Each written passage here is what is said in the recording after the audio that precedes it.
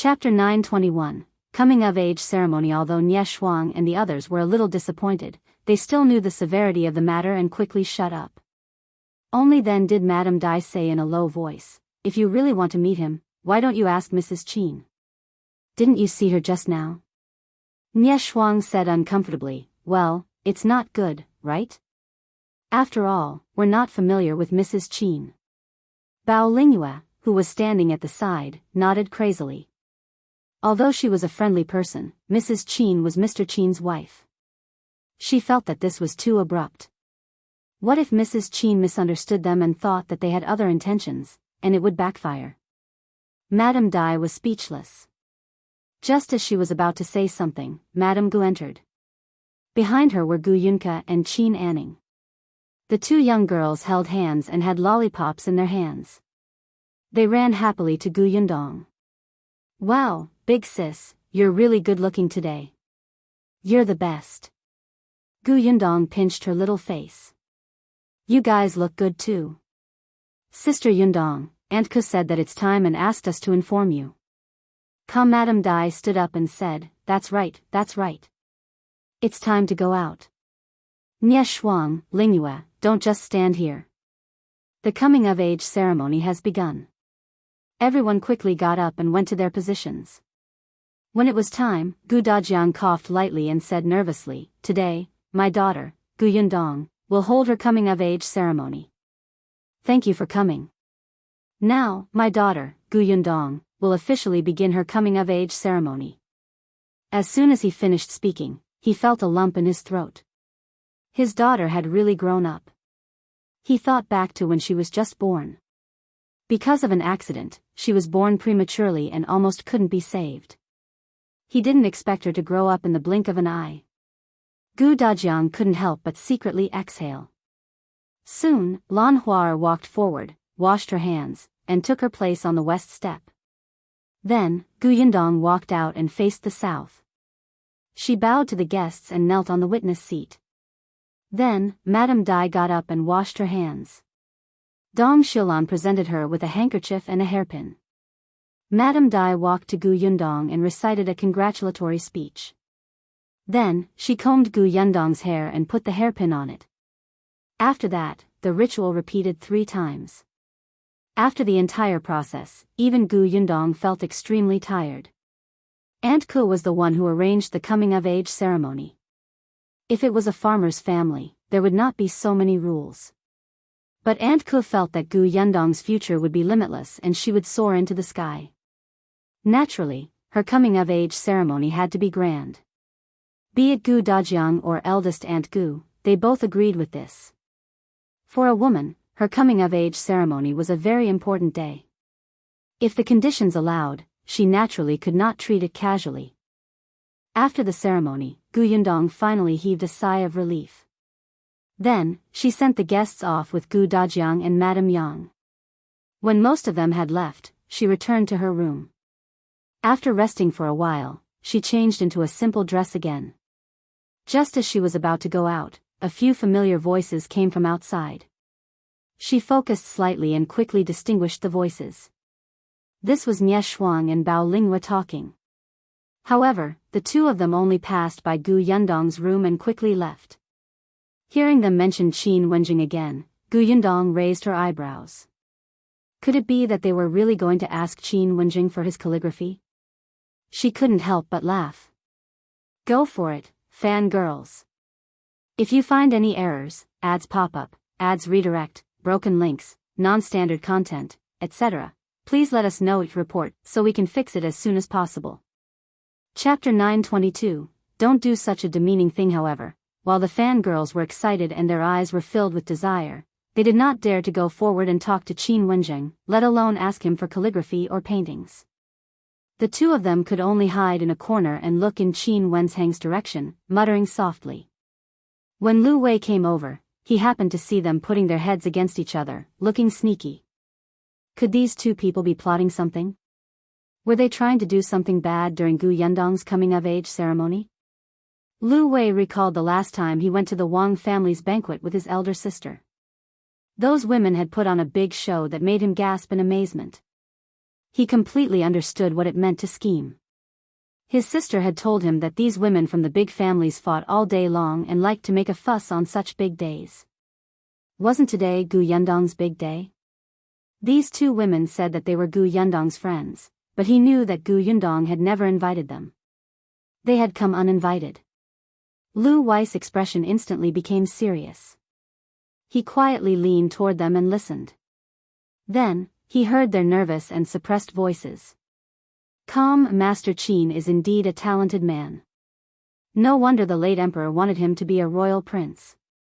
I want to ask him for a piece of calligraphy. Really, I only want one. I have no regrets in this life. I don't dare to go forward. I don't dare either. It's not easy for me to meet him in person. Why can't I take a step forward? Lu Wei understood and immediately came to a realization. He knew that Qin Wenjing was very popular, especially among women. It was said that when he was the top scholar and rode on a horse to travel the streets, more than half of the women in the capital had thrown flower handkerchiefs and pouches at him. They could even smash Qin Wenjing until his entire body was covered in bags. Unexpectedly, other than the capital, he even described as divine in cities where he had never been seen, making the women even crazier. The two people in front of him were. You want Qin Wenzheng's collection? Lu Wei's sudden voice caused Nie Shuang and Bao Lingyue to be stunned for a moment before they turned their heads around. Nie Shuang naturally knew Lu Wei. The last time Gu Yundong's shop opened for business, Lu Wei drank a large cup of pearl milk tea and left a deep impression on her. Later on, they met twice in the prefecture capital's Jinxiu restaurant. Now that she heard this question, she immediately remembered. Previously, Sister Yundong had said that Qin Wenjing and Xiao Qingyuan knew each other. It seemed to be this young Master Lu who pulled the strings. In that case, Lu Wei was also very familiar with Mr. Qin. Nie Shuang quickly said, "Can you help us get to?" "Sure, just you wait." Lu Wei was very generous and agreed immediately. The two of them looked at him gratefully. Lu Wei tidied his hair and immediately walked towards Qin Wenjing. However, not long after, he returned with a dejected expression. "Didn't it work?" Nie Shuang asked. Lu Wei nodded and sighed. "Brother Qin is not willing." Sigh, Bao Lingyue was very disappointed. Nie Shuang, on the other hand, looked at Lu Wei in surprise. She didn't expect this young master of the Lu family to admit it so straightforwardly. Didn't men usually care about their face? Why didn't he make up for it at this time? Bao Lingyue suddenly thought of something and quickly said, "Isn't young Master Xiao familiar with Lord Qin? You are also familiar with young Master Xiao. Why don't you ask young Master Xiao for help?" Lu Wei looked up and glanced at her. Xiao Qingyuan wouldn't do such a demeaning thing. If you find any errors, ads pop up, ads redirect, broken links, non-standard content, etc., please let us know each report so we can fix it as soon as possible. Chapter 923, Sister Yundong, be euphemistic. Bao Lingyue, Nie Shuang, are you scolding us or yourself? But soon, Lu Wei's eyes lit up. Yes, we can look for Gu Yundong. She must have a way. Nie Shuang said, "We've thought about it too, but today is Sister Yundong's coming-of-age ceremony. We can't trouble her. She's been busy for the entire day and is resting in her room." "How is she resting? Isn't she there?" Lu Wei pointed behind them. Nie Shuang turned around and saw Gu Yundong walking over. She seemed to be in good spirits. Nie Shuang and Bao Lingyue looked at each other and hurried forward. They grabbed Gu Yundong's arms from both sides. "Sister Yundong," Gu Yundong shuddered. "Speak properly." "Calm, Sister Yundong, we want Mr. Qin's calligraphy and paintings." "Sister Yundong, go and look for Master Xiao. He will definitely listen to you and help, okay?" Gu Yundong was really afraid of them. All right. I'll go." She pulled her hand out forcefully, returned to her room, and came out with a brush, ink, paper, and inkstone. Then, she walked towards Qin Wenjing. Nie Shuang and Bao Lingyue were stunned and quickly said, "Sister Yundong, young Master Xiao is over there. Gu Yundong nodded. I know, but didn't you want Qin Wenzheng's calligraphy? But, Gu Yundong quickened her pace and arrived in front of Qin Wenzheng in a few strides. Master Qin, give me 2 pieces of calligraphy. Nie Shuang and Bao Lingyue, aren't you being too direct? Be tactful, be tactful. What if Mr. Qin gets angry? Qin Wenzheng glanced at the brush and paper in her hand and snorted. Nie Shuang and Qin Shuang no longer held any hope. As expected, Mr. Qin was unhappy. You still have the cheek to ask for my calligraphy? You should calculate how much you gave away yesterday. Your brother alone took 4 of my paintings, not to mention the other students. My entire study's calligraphy and paintings were ruined by you. If I wasn't magnanimous, would have cut ties with you. Nie Shuang and Bao Lingyue? What did they hear? Gu Yundong resisted the urge to roll her eyes. He was magnanimous. He was clearly the one who schemed against her and did not dare to retaliate. Now, he was talking as if he was very noble. How shameless. It was as if she really cared about his calligraphy. Just as she was thinking, Madame Guest's voice came from the other side. Husband, aren't we leaving? Qin Wenzheng quickly replied, well, leave immediately. Wait for me for a moment. With that, he took the tray from Gu Yundong's hand and turned to walk to the table at the side. Then, he muttered as he wrote, on account that today is your coming-of-age ceremony, I won't argue with you. Then, he wrote down 2 lines of words, all of which were blessings for the good and healthy. After he finished writing, he blew on it and handed it to Gu Yundong. Take it. I'll go back first today. After taking a few steps, he stopped and turned around. By the way, I heard from your father that he plans to take the elementary scholar examination after the new year. It'll help you solve the problem of the elementary scholar endorsement. However, it's not convenient to eat and drink in the examination hall. When you have time, think about how to make something delicious for your father. Gu Yundong nodded.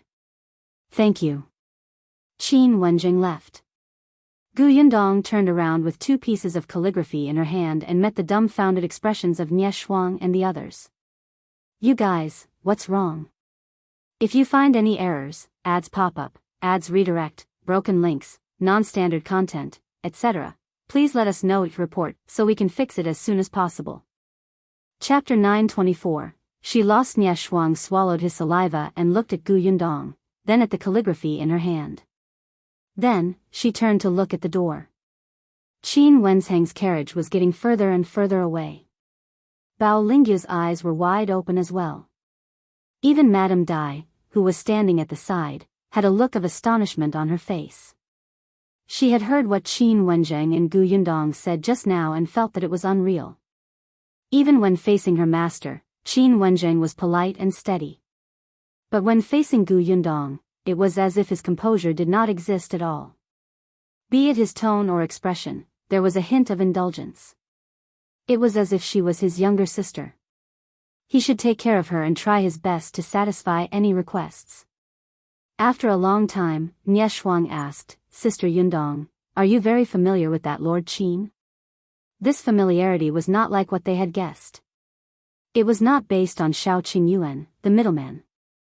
Gu Yundong nodded naturally and asked, will he come to my coming-of-age ceremony if he's not familiar with me? Nie Shuang and Bao Lingyue both covered their faces. That's right, that's right. How could they have overlooked this? Come, if he only had a good relationship with Xiao Qingyuan, even if Gu Yundong and Xiao Qingyuan were engaged, Qin Wenzheng would not have had to come personally to attend the coming-of-age ceremony. At most, he would have asked his wife, Madame Gu, to bring their daughter over. Only when he had dealings with Gu Yundong himself would he be so prudent to bring his family to her door. He did not leave immediately after the coming-of-age ceremony. Moreover, what did Mr. Qin say before he left? He said that she didn't have to worry about Gu Dajiang's exam. It was just that, this was a little different from what Nie Shuang and the others had imagined. They had clearly heard that Qin Wenzheng was a rather cold and arrogant person, but they could not tell at all just now. That wasn't right either. When he rejected Lu Wei, he was very clean and cold. Gu Yundong did not know what they were thinking. If she could hear them, she would definitely despise them. Qin Wenzheng? Arrogant? What did that have to do with anything? Nie Shuang felt a little regretful. If she had known that Gu Yundong and Qin Wenzheng were so familiar, she would have taken the opportunity to say a few words to Qin Wenzheng. At least her idol would know her. Bao Lingyue was still a little puzzled. Yundong, since you and Lord Qin are friends, then why did you two speak as if you were very resentful just now? Speaking of this, Gu Yundong started to hold a grudge. Because he just tricked me yesterday. Let me tell you, Qin Wenzheng is indeed quite good-looking, but we can't judge people by their appearance. Some people are very. Before she could finish speaking, Nie Shuang suddenly exclaimed, he tricked you? Sister Yundong, you're already so smart, but Mr. Qin actually tricked you. As expected, a genius is indeed a genius. A man like Mr. Qin, who is not only handsome but also talented, is really rare in the world. That's right. He can trick Yundong. His brain is indeed very useful. Gu Yundong was speechless. Was that the main point? Was that it? Isn't your fan filter too strong? She wanted to say that Qin Wenzheng was sinister and cunning. You two ignorant girls, don't be deceived by his appearance. In the end, you actually interpret sinister and cunning as talented and meticulous? She was the one who had lost. Goodbye. Gu Yundong stuffed the 2 pieces of calligraphy into their arms and returned to her room. She didn't want to talk. If you find any errors, ads pop up, ads redirect, broken links, non-standard content, etc., please let us know each report so we can fix it as soon as possible. Chapter 925, Visit After the Coming-of-Age Ceremony. Gu Yundong felt much more relaxed. Nie Shuang and Bao Lingyue finally calmed down after being excited for a long time with Qin Wensheng's calligraphy. They did not plan to leave yet and asked Gu Yundong to bring them around the village. They would rest for 2 days before returning to the prefectural city. It was the same for Madame Dai. It was rare for her to come out, and it was quite quiet in this countryside. For the past 2 days, she felt refreshed, especially when it came to what she wanted to eat. She could go to the backyard to pick it herself. This feeling of doing it personally made them feel exceptionally novel. As for Gu Dajiang, he didn't dare to slack off at all because he had to take the preparation scholar exam in February. Although he was confident and Qin Wenzheng said that there was no problem, he was still crazily absorbing all kinds of knowledge. Therefore, he still had to return to the prefecture capital's Tianhai Academy. On the other hand, Madame Yang and Kiki stayed behind. It would be the new year in a month or so. There was no need to travel back and forth on such cold days. Gu Dajiang would have felt sorry for them. Therefore, on the morning of the 2nd day of the coming-of-age ceremony, only Gu Dajiang, who was going to continue studying at Tianhai Academy, and Gu Dafeng, who was going back to take care of Bianhan, left the Gu family. Come after the 2 of them left, Nie Shuang and Bao Lingyue held Gu Yundong's hand, wanting her to show them around. It was rare for them to come here, so Gu Yundong naturally had to play the role of a host. She brought them around the village. Actually, the villages were similar. However, because the lives of the people in Yongfu village were getting better and better, many houses had been renovated and looked much newer. As such, the village richer than the other villages. However, this road, after Nie Shuang almost sprained her ankle for the 2nd time, she finally could not help but sigh. This road is a little bad. If only it was as flat as the road in the prefecture capital. She had almost stepped on dog excrement just now. Gu Yundong lowered her eyes and looked at the uneven road. She seemed to be in deep thought. Then, she brought the 3 of them to the workshop to take a look. Nie Shuang was very excited. Your workshop is interesting. It's actually divided into several areas. It's simple and clear. It looks clean. Gu Yundong was not worried that they would learn it after a rough tour. The method of jam and preserved fruits was not a secret. Many people knew it. Her shop's business was good because of the different ingredient. At least for now, no shop sold products made of white sugar like hers. However, Yundong did not bring them to the area where the white sugar was produced. She only let them take a look at the finished product. However, Shuang and Bao Lingyue were still extremely excited to see so much white sugar at once. Their eyes lit up and they almost pounced on it. Of course, they also had white sugar at home, but there was very little of it, unlike here, where there were piles of it. After visiting the workshop, the three of them were very satisfied. After staying in Yongfu village for 2 days, Shuang and Bao Lingyue even wanted to enter the mountains, but were firmly rejected by Yundong. What mountain? They could sprain their ankles just by walking along the village road, yet they dared to enter the mountains? She was probably going to carry them back. Shuang pouted. I've climbed mountains before. Mountains with steps, right? Yundong glanced at her. Shuang was very disappointed that her wish was not fulfilled. However, she had already stayed here for a few days. It was indeed time to go back. The next morning, the three of them packed their bags and left Yongfu village happily with a lot of stuff that Yundong had given them. Yundong sent them to the village entrance. When she returned, she looked up and saw a messenger pigeon flying over her head. If you find any errors, ads pop up, ads redirect, broken links, non-standard content, etc., please let us know your report so we can fix it as soon as possible. Chapter 926, Rejected, Not Going a Messenger Pigeon. Yundong raised her eyebrows and followed the messenger pigeon. As expected, it stopped outside Xiao Qingyuan's courtyard. She walked in directly.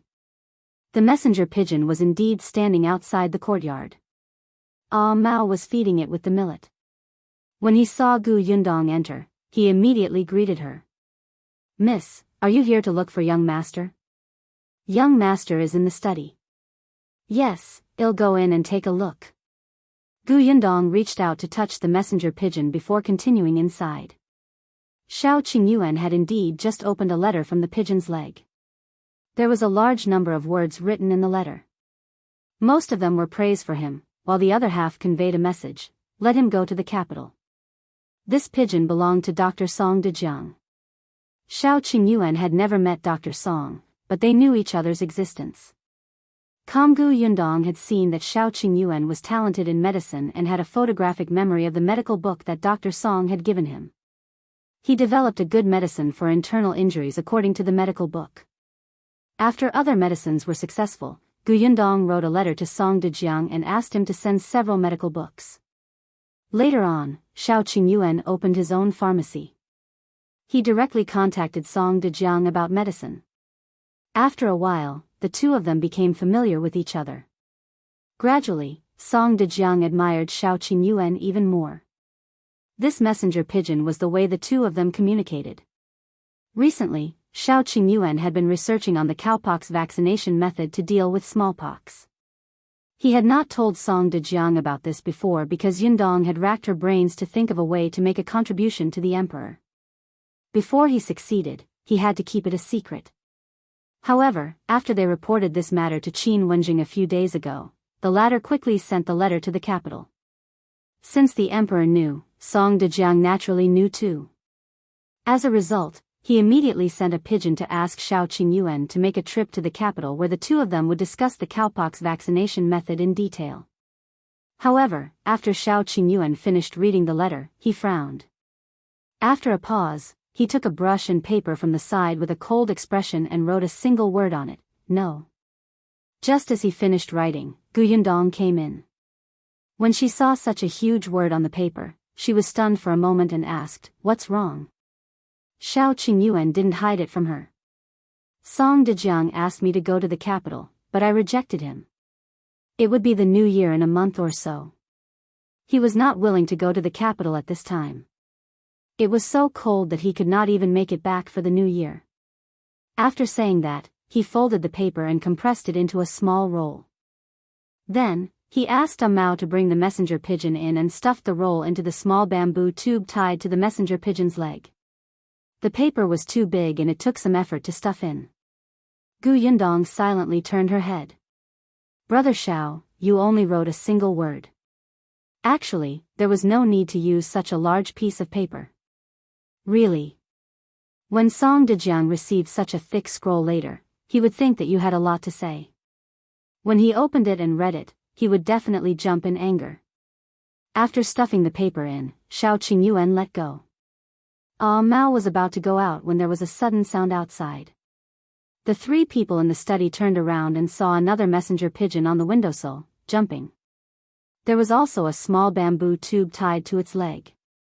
Gu Yundong and Xiao Qingyuan looked at each other. This is still Dr. Song's messenger pigeon, right? Yeah.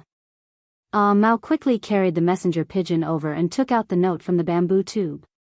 If you find any errors, ads pop up, ads redirect, broken links, non-standard content, etc., please let us know each report so we can fix it as soon as possible. Chapter 927, Advice. Xiao Qingyuan frowned. As expected, it was from Song Dejiang. As if he knew that Xiao Qingyuan would reject his previous letter, he went straight to the point. Kid, the cowpox vaccination method is very important. It concerns the lives of the people in the world. You have to come to the capital. Even if you reject me now, someone will definitely come to invite you personally in a few days. I'll wait for you here. Don't worry, a house has been prepared. You'll have a place to stay the moment you come. Xiao Qingyuan frowned tightly. Indeed, one after another. He should have known that once the cowpox vaccination method reached the capital, he would not be able to stay out of it. Gu Yundong dragged Qin Wenjing out and whipped him again in her heart. If he had told them earlier that Xiao Qingyuan was not the third young master of the Tao family, they would not have revealed the cowpox vaccination method at this time.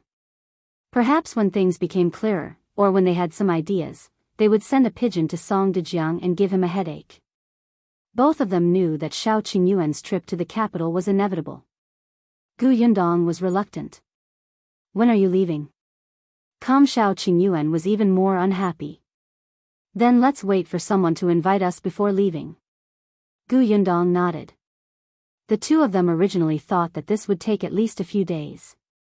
They did not expect that the next afternoon, Qin Wenjing would bring 2 guests to the Xiao family. Looking at the travel-worn appearance of the two of them, he knew that they must have rushed over. It seemed that the current emperor really valued this important discovery. That made sense. If it was confirmed that the cowpox vaccination method could prevent smallpox, it would be a political achievement for him. In the future, it would probably be a very heavy mark in history. Moreover, for the civilians and the royal family, smallpox was fatal. No one could do anything to it. Since ancient times, many royal princes had died from smallpox. Therefore, the emperor was very anxious. Not to mention that it was not the new year yet. Even on the first day of the new year, Xiao Qingyuan had to make a trip to the capital. Gu Yundong had no choice but to prepare Xiao Qingyuan's luggage. Gu Yundong did not know how long this trip would take. For a moment, she wanted to go with them. The atmosphere between the two of them was a little silent. Qin Wenjing couldn't help but touch his nose and say softly, "Don't worry, it definitely won't be long." Although it's a long way to the capital, hasn't Xiao Qingyuan already succeeded? As long as he explains what he knows clearly, those imperial physicians will be busy with the rest. Gu Yundong could not help but glare at him again. Then, she turned around and continued packing Xiao Qingyuan's things. She prepared a lot of food for him and reminded him worriedly, "When you're outside, don't eat anything random, especially those hard and stiff steamed buns. Don't eat them. It's not good for your stomach. Even in the wild, you should at least heat them with fire and eat them when they're hot." Xiao Qingyuan looked at her back and felt like his wife was helping him pack his things when he was going out. Hearing her voice, even his heart felt warm. "Also, you have to be careful. Bring your bow, arrow, and dagger with you. Didn't you get some poison and knockout powder? Remember to keep it well. If you encounter someone with good martial arts, fight if you can. If you can't, use the poison. If the poison doesn't work, escape quickly. In short, your life is most important." Qin Wenjing couldn't stand it anymore. They were only going to the capital, not to participate in the martial arts conference. Shaking his head, he quickly left. If you find any errors, ads pop up, ads redirect, broken links, non-standard content, etc., please let us know. Report so we can fix it as soon as possible. Chapter 928. Let's get married. As soon as Qin Wenjing left, Xiao Qingyuan went forward and hugged Gu Yundong from behind. Don't worry, I'll take good care of myself. You too. Wait for me at home. If you encounter anything that you can't resolve, look for Qin Wenjing. I'll take care of myself and come back as soon as possible. Also, the capital is big and has many good things. I'll also ask around to see if there's any news of Biyao. Gu Yundong lowered her head slightly and hummed. There are many high-ranking officials and nobles in the capital, and the waters are very deep. I wonder if anyone will find trouble with you. However, Qin Wenjing will definitely make arrangements for this. You don't talk much, but you still have to build a good relationship with the two people who escort you along the way. Ask more about the situation in the capital. You have to know what to do. Xiao Qingyuan's eyes lit up. He enjoyed her nagging. In the past, he really didn't talk much and almost didn't interact with anyone. Now, he had changed. He had someone he cared about and he had opened a shop. As long as he was willing, basic socializing weren't difficult for him. Also, Gu Yundong suddenly became fierce as she spoke. I heard that the women in the capital are very bold. When they meet a good-looking man, they can't help but give him a pouch or a handkerchief. There are also those who are shrewish and snatch others. You have to protect yourself, understand? You're not allowed to flirt with anyone. Qin Wenjing was an example. How popular was he back then? It was said that he even had a few bumps because of the pouches that were thrown at him. In her heart, Xiao Qingyuan was much more handsome than Qin Wenjing and was very eye-catching. Xiao Qingyuan turned her around, held her face, and kissed her heavily. His eyes were filled with smiles. Okay. Gu Yundong pursed her lips and could not help but laugh. By the time he was done packing, Xiao Qingyuan had 2 big bags. He did not know what Gu Yundong had stuffed into them, but they were bulging. One could tell that it was a lot. Gu Yundong thought that it was too little. It was a pity that he did not have a spatial storage. Otherwise, she would not have to work so hard. After everything was prepared, the few of them rested in the Shao house for the night. The next morning, Xiao Qingyuan brought A Mao and left with the people from the capital. The Gu and Xing families had woken up early to send him off. Even Kiki was rubbing her eyes in Madame Yang's arms. She waved at Xiao Qingyuan and said in a childish voice, "Brother Xiao, have a safe trip. Kiki will miss you." Xiao Qingyuan nodded and scanned everyone's faces. Finally, his eyes landed on Gu Yundong. "I'll be back as soon as possible." Gu Yundong nodded. Xiao Qingyuan took a deep breath and did not say anything else.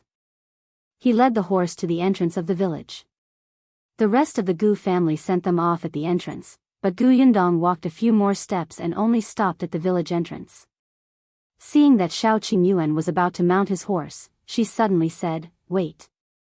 Xiao Qingyuan was stunned and came back. "What's wrong?" Gu Yundong looked behind him. A Mao was a sensible person.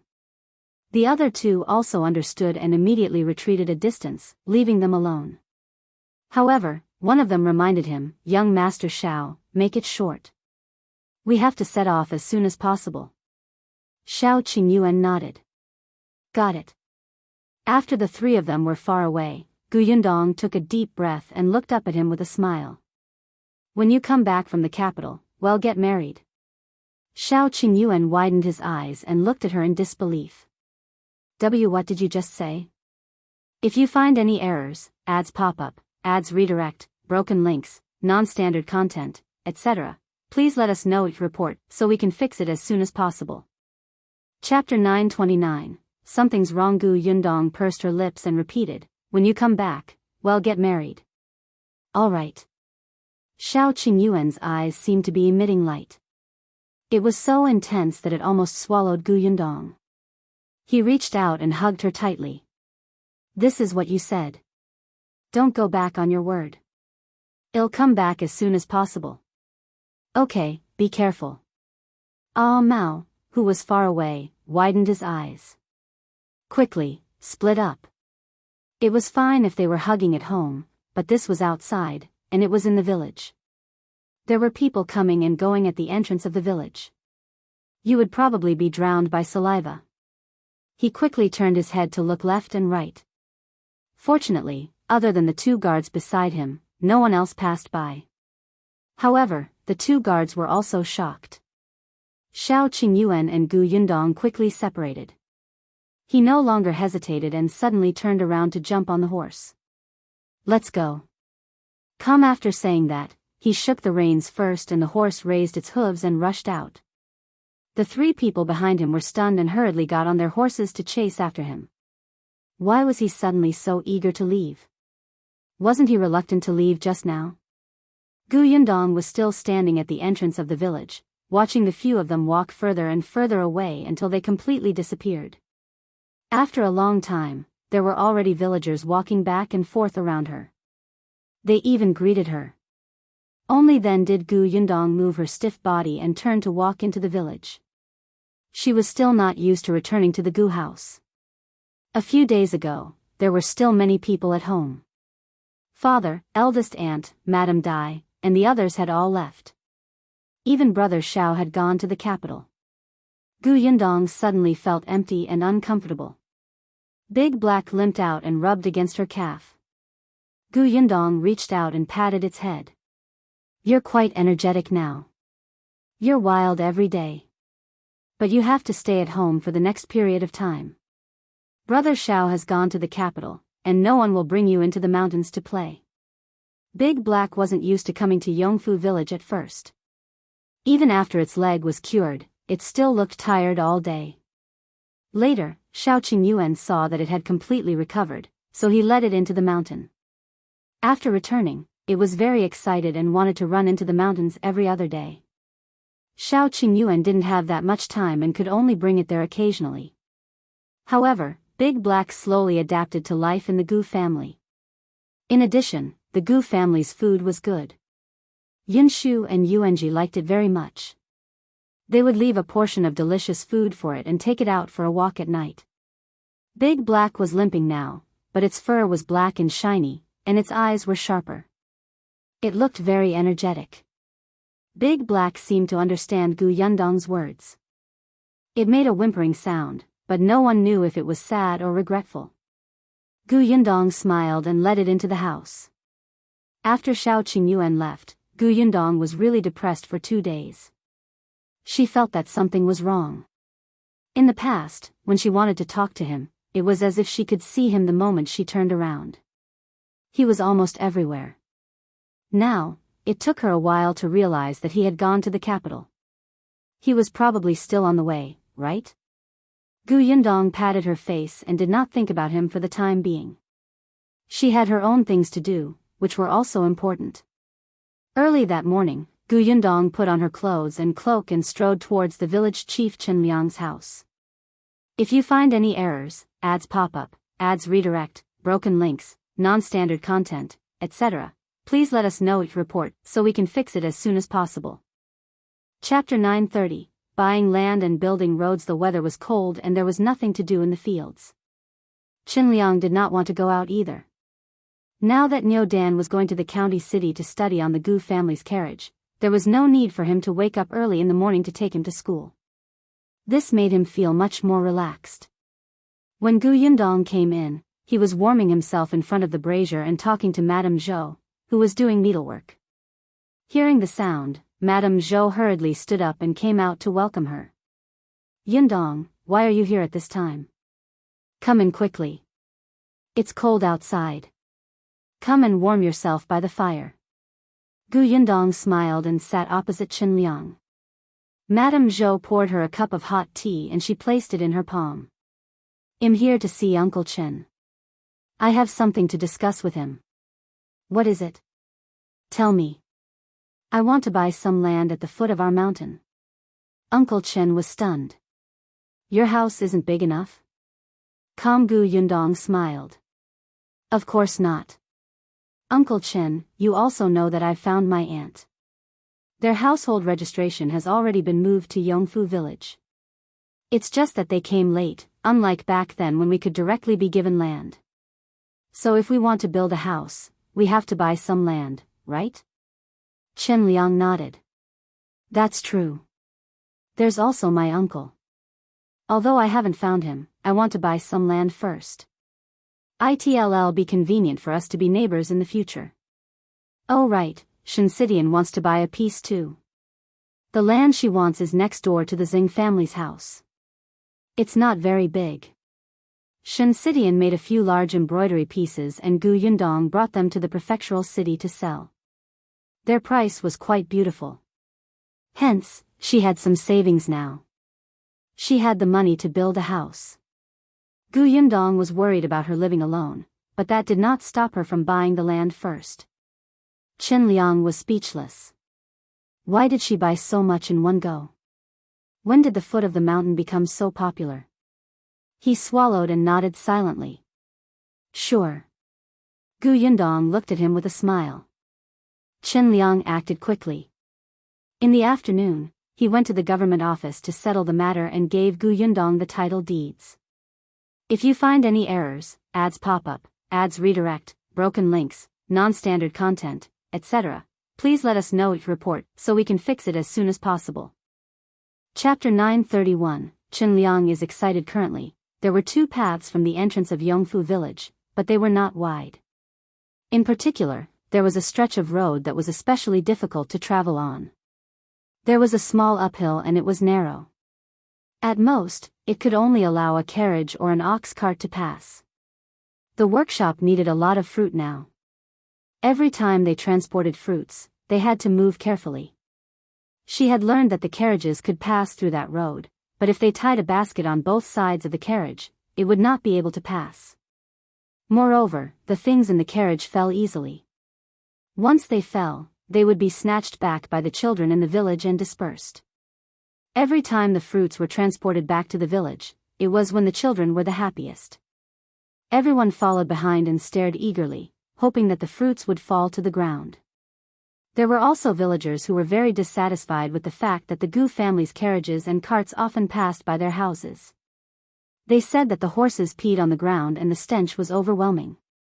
Of course, these people did not dare to say it in front of her, but they muttered behind her back, making Father Tong, who often drove the carriage, furious. His horses did not poop or pee in front of other people's houses at all. This was slander. But no one believed him. So even if Gu Yundong wanted to build this road, there was nothing she could do. She could not tear down someone else's house and widen the road, right?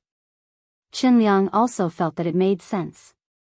He nodded and said, "It's indeed not suitable." "Come, if you build the road from the Gu family's workshop to the village, how do you plan to do it?" Chen Liang asked. Gu Yundong had considered this and discussed it with Tong Ping and the others. The Gu family's workshop is also at the foot of the mountain. I want to build it straight. However, in this case, we either have to pass through two fields or pass through the He family's backyard. I'm wondering if I can negotiate with the He family. Madame Zhou found it strange. Why didn't you choose those two fields? Gu Yundong did not say anything. Chen Liang glanced at her and said, "Think about who owns those two plots of land." The Li family. That's right. Compared to the Li family, who had a grudge against Shao Qingyuan, the He family was naturally the more suitable choice. Most importantly, the He family was poor. Their house was quite dilapidated, and there were not many fruits and vegetables planted in the courtyard. If she were to offer appropriate compensation, the other party might agree. As far as Madame Zhou knew, the He family was still relatively easy to talk to. If a road was built at their door, it would be extremely convenient for their family. Chen Liang took a sip of tea and nodded after a moment of silence. All right, I'll talk to the He family. Although you said that the road is built for the convenience of the Gu family's workshop, it's also a great kindness to the village. It's beneficial to Yongfu village. The village has to come up with some rules. When this road was built, it would be convenient for the Gu family. However, the days in Yongfu village were getting better and better. In the future, there would definitely be more and more families with carriages and ox carts. Even Chen Liang had been thinking of buying a mule cart some time ago. If he bought it later, he would definitely have to take the main road to make it convenient. Chen Liang was very excited as he thought about it. Constructing a road? Yongfu village was about to have its own road. When he was the village chief, he was really too excited to be able to facilitate such a big event for the village. How about this? In the afternoon, he'll discuss with Six's grandfather and the others to see how to deal with this matter. You come too, and everyone will come up with ideas. Also, building the road is a huge matter. After we've discussed it, I still have to go to town and talk to the mayor. Gu Yundong nodded. Of course. You can't just build a road so rashly. Chen Liang paused and suddenly remembered that she had bought several foundations yesterday. If you find any errors, ads pop up, ads redirect, broken links, non-standard content, etc., please let us know it report so we can fix it as soon as possible. Chapter 932, You Cunning Girl. The way Chen Liang looked at Gu Yundong changed instantly. He pointed at her. Alright, you cunning girl. Gu Yundong looked innocent. What's wrong with me? I didn't do anything. She smiled and stood up. Then I'll have to trouble Uncle Chen for the rest. I'll go back first. Shall I wait for good news from Uncle Chen? Go, just go. Chen Liang was a little vexed and did not want to see her. The corners of Gu Yundong's mouth curled up slightly. She bade farewell to Madame Zhou and turned to leave the village chief's house. As soon as she left, Madame Zhou, who was confused, could not help but ask, "What did you mean just now? Why did you scold her out of the blue? When did I scold someone?" Chen Liang suddenly raised his head and asked in shock. Who did he scold? Why didn't he have any impression of it? Madame Zhou pointed at the door. Didn't you just say that Yundong is very cunning? Isn't she cunning? Chen Liang said, she said that she wanted to build a road for the village today, but she bought a few pieces of foundation yesterday. Madame Zhou looked confused. Chen Liang felt even more vexed and could only explain, think about it. The road she mentioned is built from the foot of the mountain to the entrance of the village. It's the closest to those foundations. Just wait. When that road is built, if anyone wants to buy a foundation in the future, most of them will choose that area. If more people choose this, won't the price of the foundation increase? Everyone in Yongfu village was living a good life now. As far as he knew, there were a few families who wanted to buy another piece of land to build a house because they had too many people in the house and couldn't expand it in their original location. Madame Zhou understood now and immediately clapped her hands. Io, isn't that so? Husband, let's hurry up and buy a piece of land over there while everyone doesn't know about this. If you find any errors, ads pop up, ads redirect, broken links, non-standard content, etc., please let us know it report so we can fix it as soon as possible. Chapter 933, The He family's request. It was a big deal to build roads in the village. Chen Liang was the village chief, but he had to discuss it with the respected elders in the village.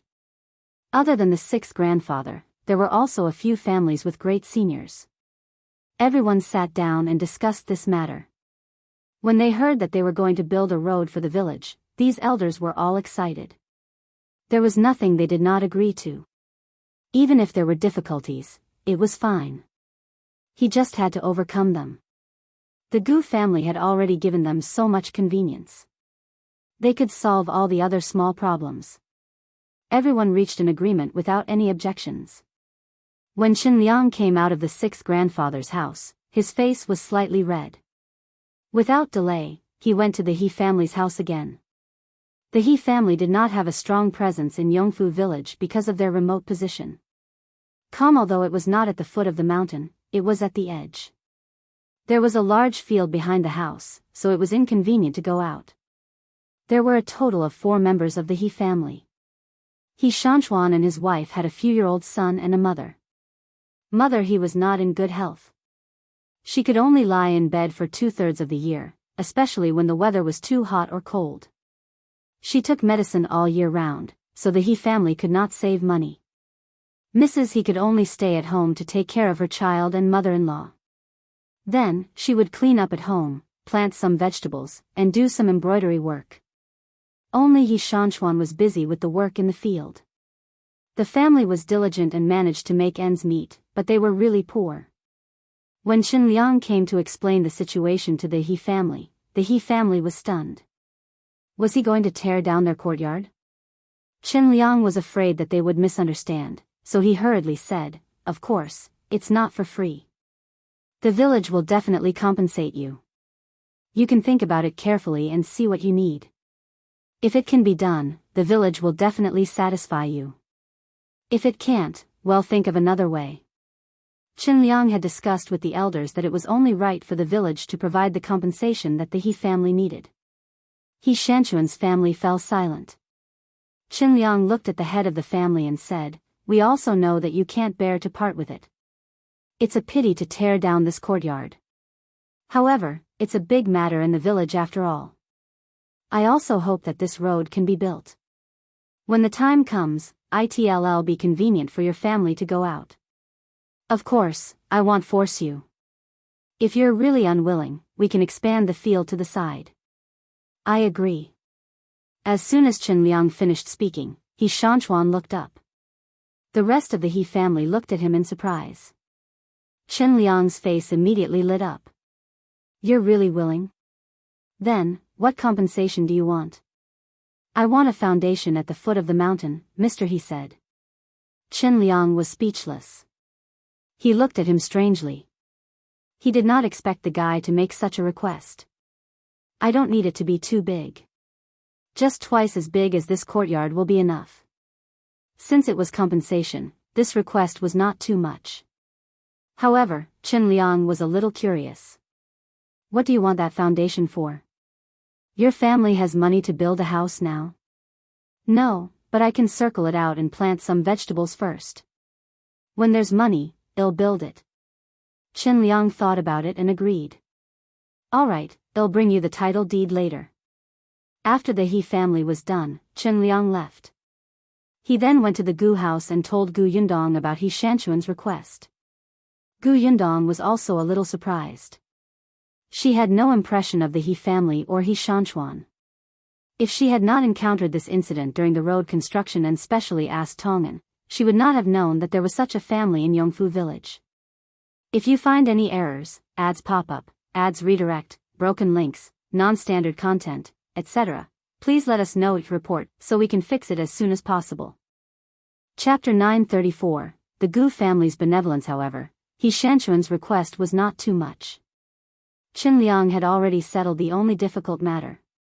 Next, he could start building the road. The next day, Chen Liang banged on the gong and drum, gathering everyone in the village to the grain-sunning field. He stood on the steps and faced the curious and confused gazes of the villagers. He coughed lightly and said, "I've gathered everyone here today to announce something." "What's the matter?" "It's so early in the morning. I'm freezing to death." Chen Liang glared at that person and said, "Of course it's a good thing. If you're unwilling, go back and warm yourself up."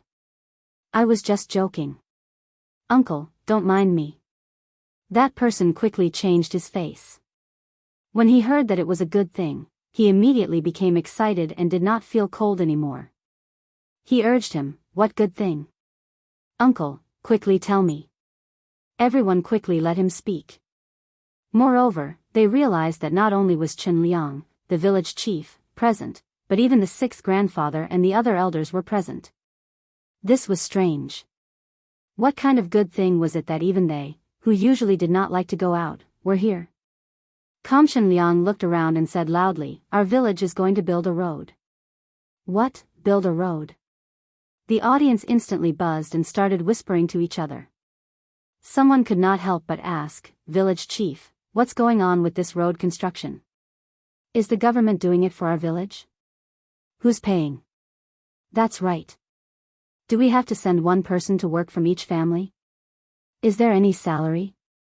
"I won't go without a salary. We have a lot of work to do." Everyone had different thoughts. In this day and age, when it came to building bridges, roads, and dams, the first thing they thought of was forced labor. The late emperor was muddle-headed and tyrannical. The people who suffered were the commoners. The current county magistrate was not bad, but the previous county magistrate was not a good person. Many people in their village died from exhaustion during forced labor. Therefore, everyone was very resistant to building roads. Liang saw that the villagers' thoughts were all crooked and hurriedly said, "Everyone, calm down first. This road is not ordered by the government. It's the Gu family's benevolence. They paid to build a road for our village." The grain-sunning field was indeed silent. Everyone looked at Gu Yundong, who was standing not far from the village chief, in disbelief. The Gu family was going to pay for it? Everyone's eyes lit up. Since the Gu family was paying, it was definitely not forced labor. Wasn't that a good thing? Someone asked anxiously, "Gu girl, how do we build this road? Can we build it at our door?" "Let me tell you, the road outside our house is full of potholes. When it rains, if we step on it, half of our shoes will sink in." Gu Yundong glanced at that person. Oh, wasn't she the auntie who said that Gu Yundong's carriages passed by their house to poop and pee? You really have the cheek to say that. However, before she could say anything, someone immediately replied, "What's there to build at your door? Didn't you hear what the village chief said? We're going to build a wide road. The path in front of your place is so narrow. How can it be considered a road? Unless your house is torn down. Why not? Our family's path can still allow the carriage to pass. The Gu family's girl's carriage often passes by our door. Our family's road is the main road of the village. It has to be done." As she spoke, she became a little smug. "Gu girl, since you're so generous and benevolent, why don't you tidy up the outer wall of our house while you're building the road?" Liang frowned and regretted what he said just now. "If you find any errors, ads pop up, ads redirect, broken links, non-standard content, etc., please let us know each report so we can fix it as soon as possible." Chapter 935, No, Unrighteous. Gu Yundong and Liang looked at each other before walking up the stairs. The moment she went up, it was instantly quiet below. Then, everybody heard her clear voice. "The road I want to build is indeed a main road. At the very least, it can accommodate 2 carriages to pass through at the same time. Therefore, it won't be fixed on the original road. It will be a new one from the foot of the mountain to the village entrance." Everyone was stunned. A new one? Someone was dissatisfied. The road from the foot of the mountain to the entrance of the village had nothing to do with them. They didn't pass by there when they left the village. Some people quickly realized that the Gu family's house was at the foot of the mountain. Wasn't this convenient for her family? What kind of benevolence was this? Gu Yundong listened to them. On the other hand, Liang's forehead was covered in sweat. Damn it, he had been too full of himself just now. Unintentionally, he had set up a trap. The Gu girl. Gu Yundong, on the other hand, was very calm. She knew Liang's intentions. He wanted her to have a good reputation and increase her prestige. Calm. Gu Yundong appreciated Liang's kindness, but her thoughts were different from Liang's. She did not need such prestige. In fact, such a reputation was a burden to her. Others would think that she had done a good deed and accept it as a matter of course. In the future, they would use other things to kidnap her morally. It was better to make everything clear. In any case, those who were smart would naturally be grateful to her when they experienced the benefits of the main road in the future. Those who wanted to take advantage of you and felt that you had not given them enough benefits would only push their luck and use your benevolence label to restrain you. Once you were a little unbenevolent, it would be wrong. Hence, she made it very clear. Since I'm the one paying to build the road, they'll naturally decide where it will be built. If I pay and work to build the road myself, and someone says that my horse shouldn't take that road and dirty the road, then I'm probably a fool, right? Someone laughed out loud. Many people knew who she was referring to. The woman who had been clamoring just now was furious, but she really did not dare to argue with her in front of Gu Yundong. After all, Gu Yundong's brutal manner of attacking without any explanation was too memorable. Gu Yundong continued, I'm not afraid to make it clear. This road is built to make it more convenient to travel. Of course, I won't stop everyone from walking just because I paid to build the road. If everyone feels that it's more convenient to walk on the main road, then take the main road. If you feel that it's not time-consuming to walk on the small road, then take the small road. It's just an additional road that will make it more convenient for everyone to drive ox carts, donkey carts, and carriages in the future. Someone thought, hey, isn't that so? Our family is planning to buy an ox recently. It will definitely be comfortable to drag the cart on the main road in the future. That's true. In the past, when we were pulling the cart to transport food, we kept bumping obstacles on the village road. It was too strenuous. Then when I go to the foot of the mountain to pick up firewood in the future, won't I be able to carry it directly to the village entrance from the main road? Yundong, is the main road straight? Will it take many turns? Gu Yundong replied with a smile, no, it's just a straight road. That's great. Our family is planning to buy a donkey cart. With the main road, I won't have to worry about my driving skills being bad. The discussion below was turning for the better. Although there were still some voices that made people uncomfortable, Liang still heaved a sigh of relief. Gu Yundong waited for everyone to finish talking before continuing. Next, I need to hire 20 people to build the road. Anyone who is interested can sign up at the village chief's place. If you find any errors, ads pop up, ads redirect, broken links, non-standard content, etc., please let us know each report so we can fix it as soon as possible. Chapter 936, A Letter Hire? That was money. This was the real benefit that could be seen in front of him. Soon, the dissatisfied voices disappeared. Even the auntie who had been against Gu Yundong from the beginning immediately wanted to sign up for her son. She could not wait to ask, how much is the salary for a day? However, Chen Liang also had a temper. She was the one who opposed most just now. Now, she still wanted to work. Dream on.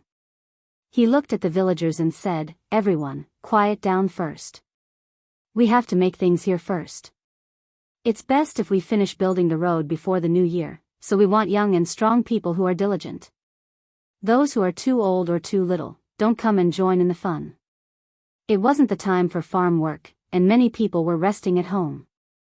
Some people went to town or county to do short-term jobs. However, it was not easy to find short-term jobs, so it was easy to find 20 young men in the village. Not long after, the village chief registered their names and told everyone that the salary for a day was 50 copper coins, no food included. Calm, everyone, work hard. The Gu family isn't the only one who can take this road. Everyone in our village can take it. This is a road built for ourselves, so everyone has to perk up and build this road for me. Do you hear me? I hear you. Don't worry, village chief. We definitely won't be slacking. That's right, that's right. Our village is getting better and better. In the future, there will definitely be more and more ox carts. Everyone can use this road. Seeing that everyone had such an understanding, Chen Liang was relieved. He brought these 20 people to take a look at the positions and choose the leader. Unfortunately, Feng Danning was not around. He was still renovating the houses in the prefectural city. Otherwise, it would be best for him to take the lead.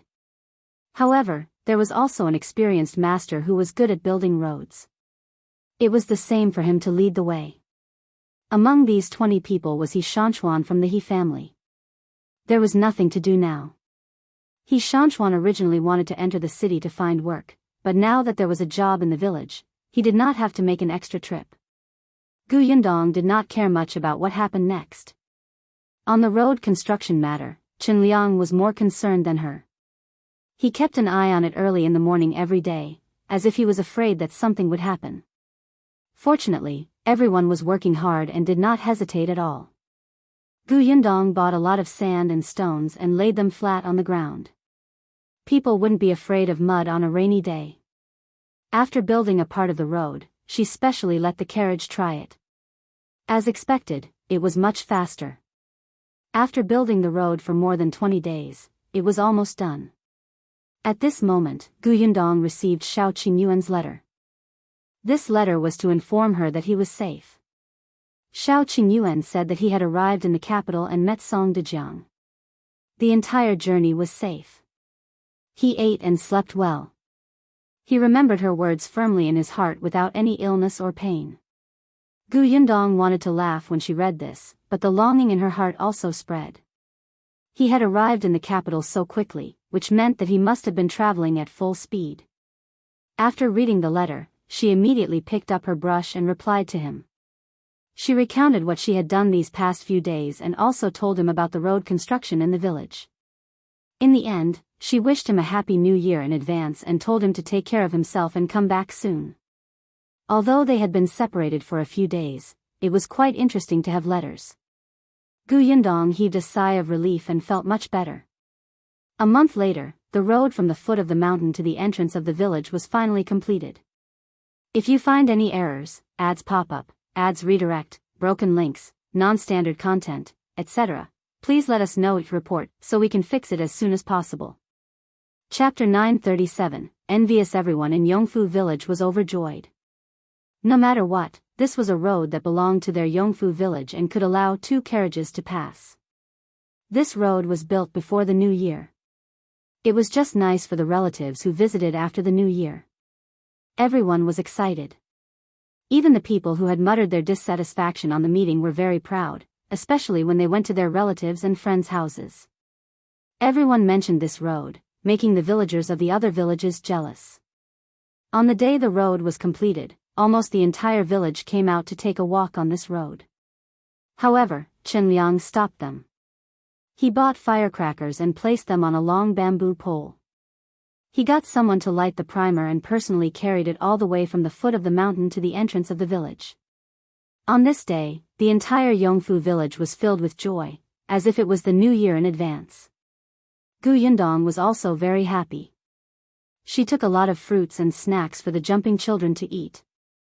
Kamyunka was very bold now. She swayed and actually wanted to follow behind Liang to set off firecrackers. Yundong was so frightened that she hurriedly carried her back. These firecrackers were blind.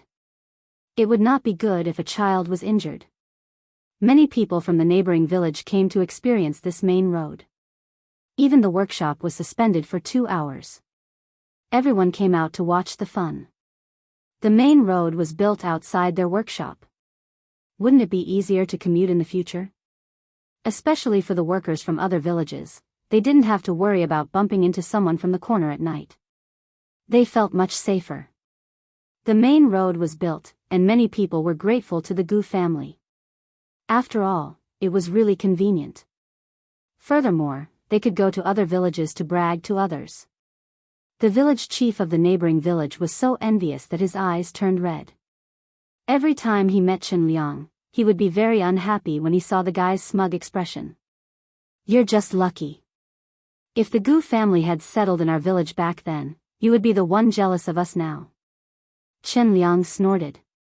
Forget it, there was a big road in his village. He would be magnanimous and not argue with such a pitiful person. There were unexpectedly many people walking on this new road. On the 3rd day, Yundong also drove the carriage out of Yongfu village. It was almost the new year, and she planned to go to the county to buy things.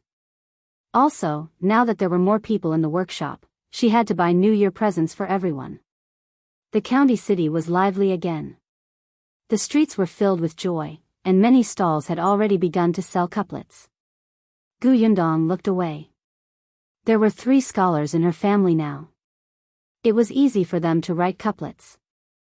Her father would be back in a few days. It would be the same if he wrote them then. As she thought about it, she decided to buy some red words. Tong Shuitao came out with her. The 2 of them parked the carriage at Gus and shopped. When it was almost noon and their hands were full, they returned to Gus and put the things in the carriage.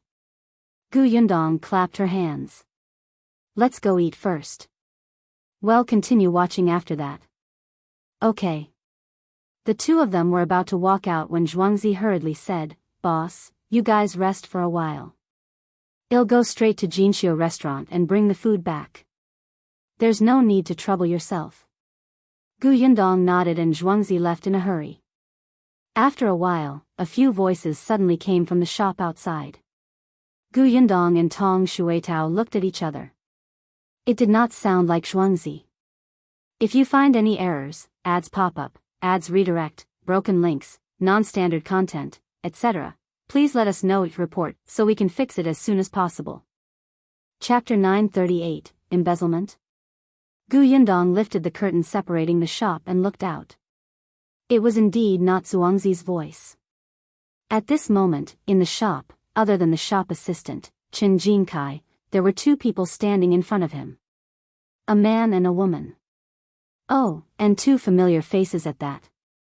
Gu Yundong, who was about to go out, stopped in her tracks and looked at the situation in the shop silently. This man and woman were Chen Yulan and Wu Chong. The last time she heard from Nie Shuang and the others that these two people had appeared at Chen Liang's door, she told Chen Liang about the matter. Chen Liang snorted and said that he would pretend that he didn't know. After that, she didn't hear any news of the two of them going to the Chen family. She didn't expect them to come to Gus. Chen Yulan had a smile on her face. She looked at Chen Jinkai ingratiatingly. Brother. Chen Jinkai frowned. Why are you still here? Updated by NOVG. Ko Wu Chong pursed his lips and didn't say anything. He stood at the side with his hands folded. Only Chen Yulan smiled dryly and said to Chen Jinkai, Brother, have you considered what we talked about last time? Consider? Chen Jinkai sneered. He felt that it was unbelievable. I remember that I rejected you at that time. When did I say that I would consider? Big brother, don't say that. We really have no choice. The Wu family's shop doesn't have much business now. If this continues, it will close soon. The Wu family's shop was a small grocery store in town. It used to have a good business, so the Wu family always acted arrogantly. They looked down on country bumpkins like the Chen family. If Chen Jinkai hadn't been the manager of a workshop in town, he wouldn't have married Chen Yulan. But now, the grocery store's business was getting worse and worse. At the end of the day, it was also very related to the Chen family. Jinyuan town wasn't very big to begin with, and Nyodong matter had caused a storm in the city. Even the families near the grocery store learned about this matter and knew that his mother had slandered Nyodong for stealing. News of this spread like wildfire. Not long after, the grocery store's business plummeted. Many people said that they did not dare to enter the shop to buy things, afraid that they would be slandered as thieves. As it happened, a few days ago, there was another grocery store that opened opposite Wu's. That family was good at doing business. In contrast, almost no one entered the Wu family's shop. During this period of time, the Wu family had been eating their old money. They did not have any income from the shop, and the entire family was very worried. Then, they started to complain to each other. The house was in chaos every day. At this moment, Chen Yulan thought of the Chen family. Brother, please help us. There are no shops in town who sell this kind of white sugar. If we get first place, our business will definitely improve. When the grocery store survives the crisis, we will definitely visit you personally to thank you, okay? Chen Jinkai sneered.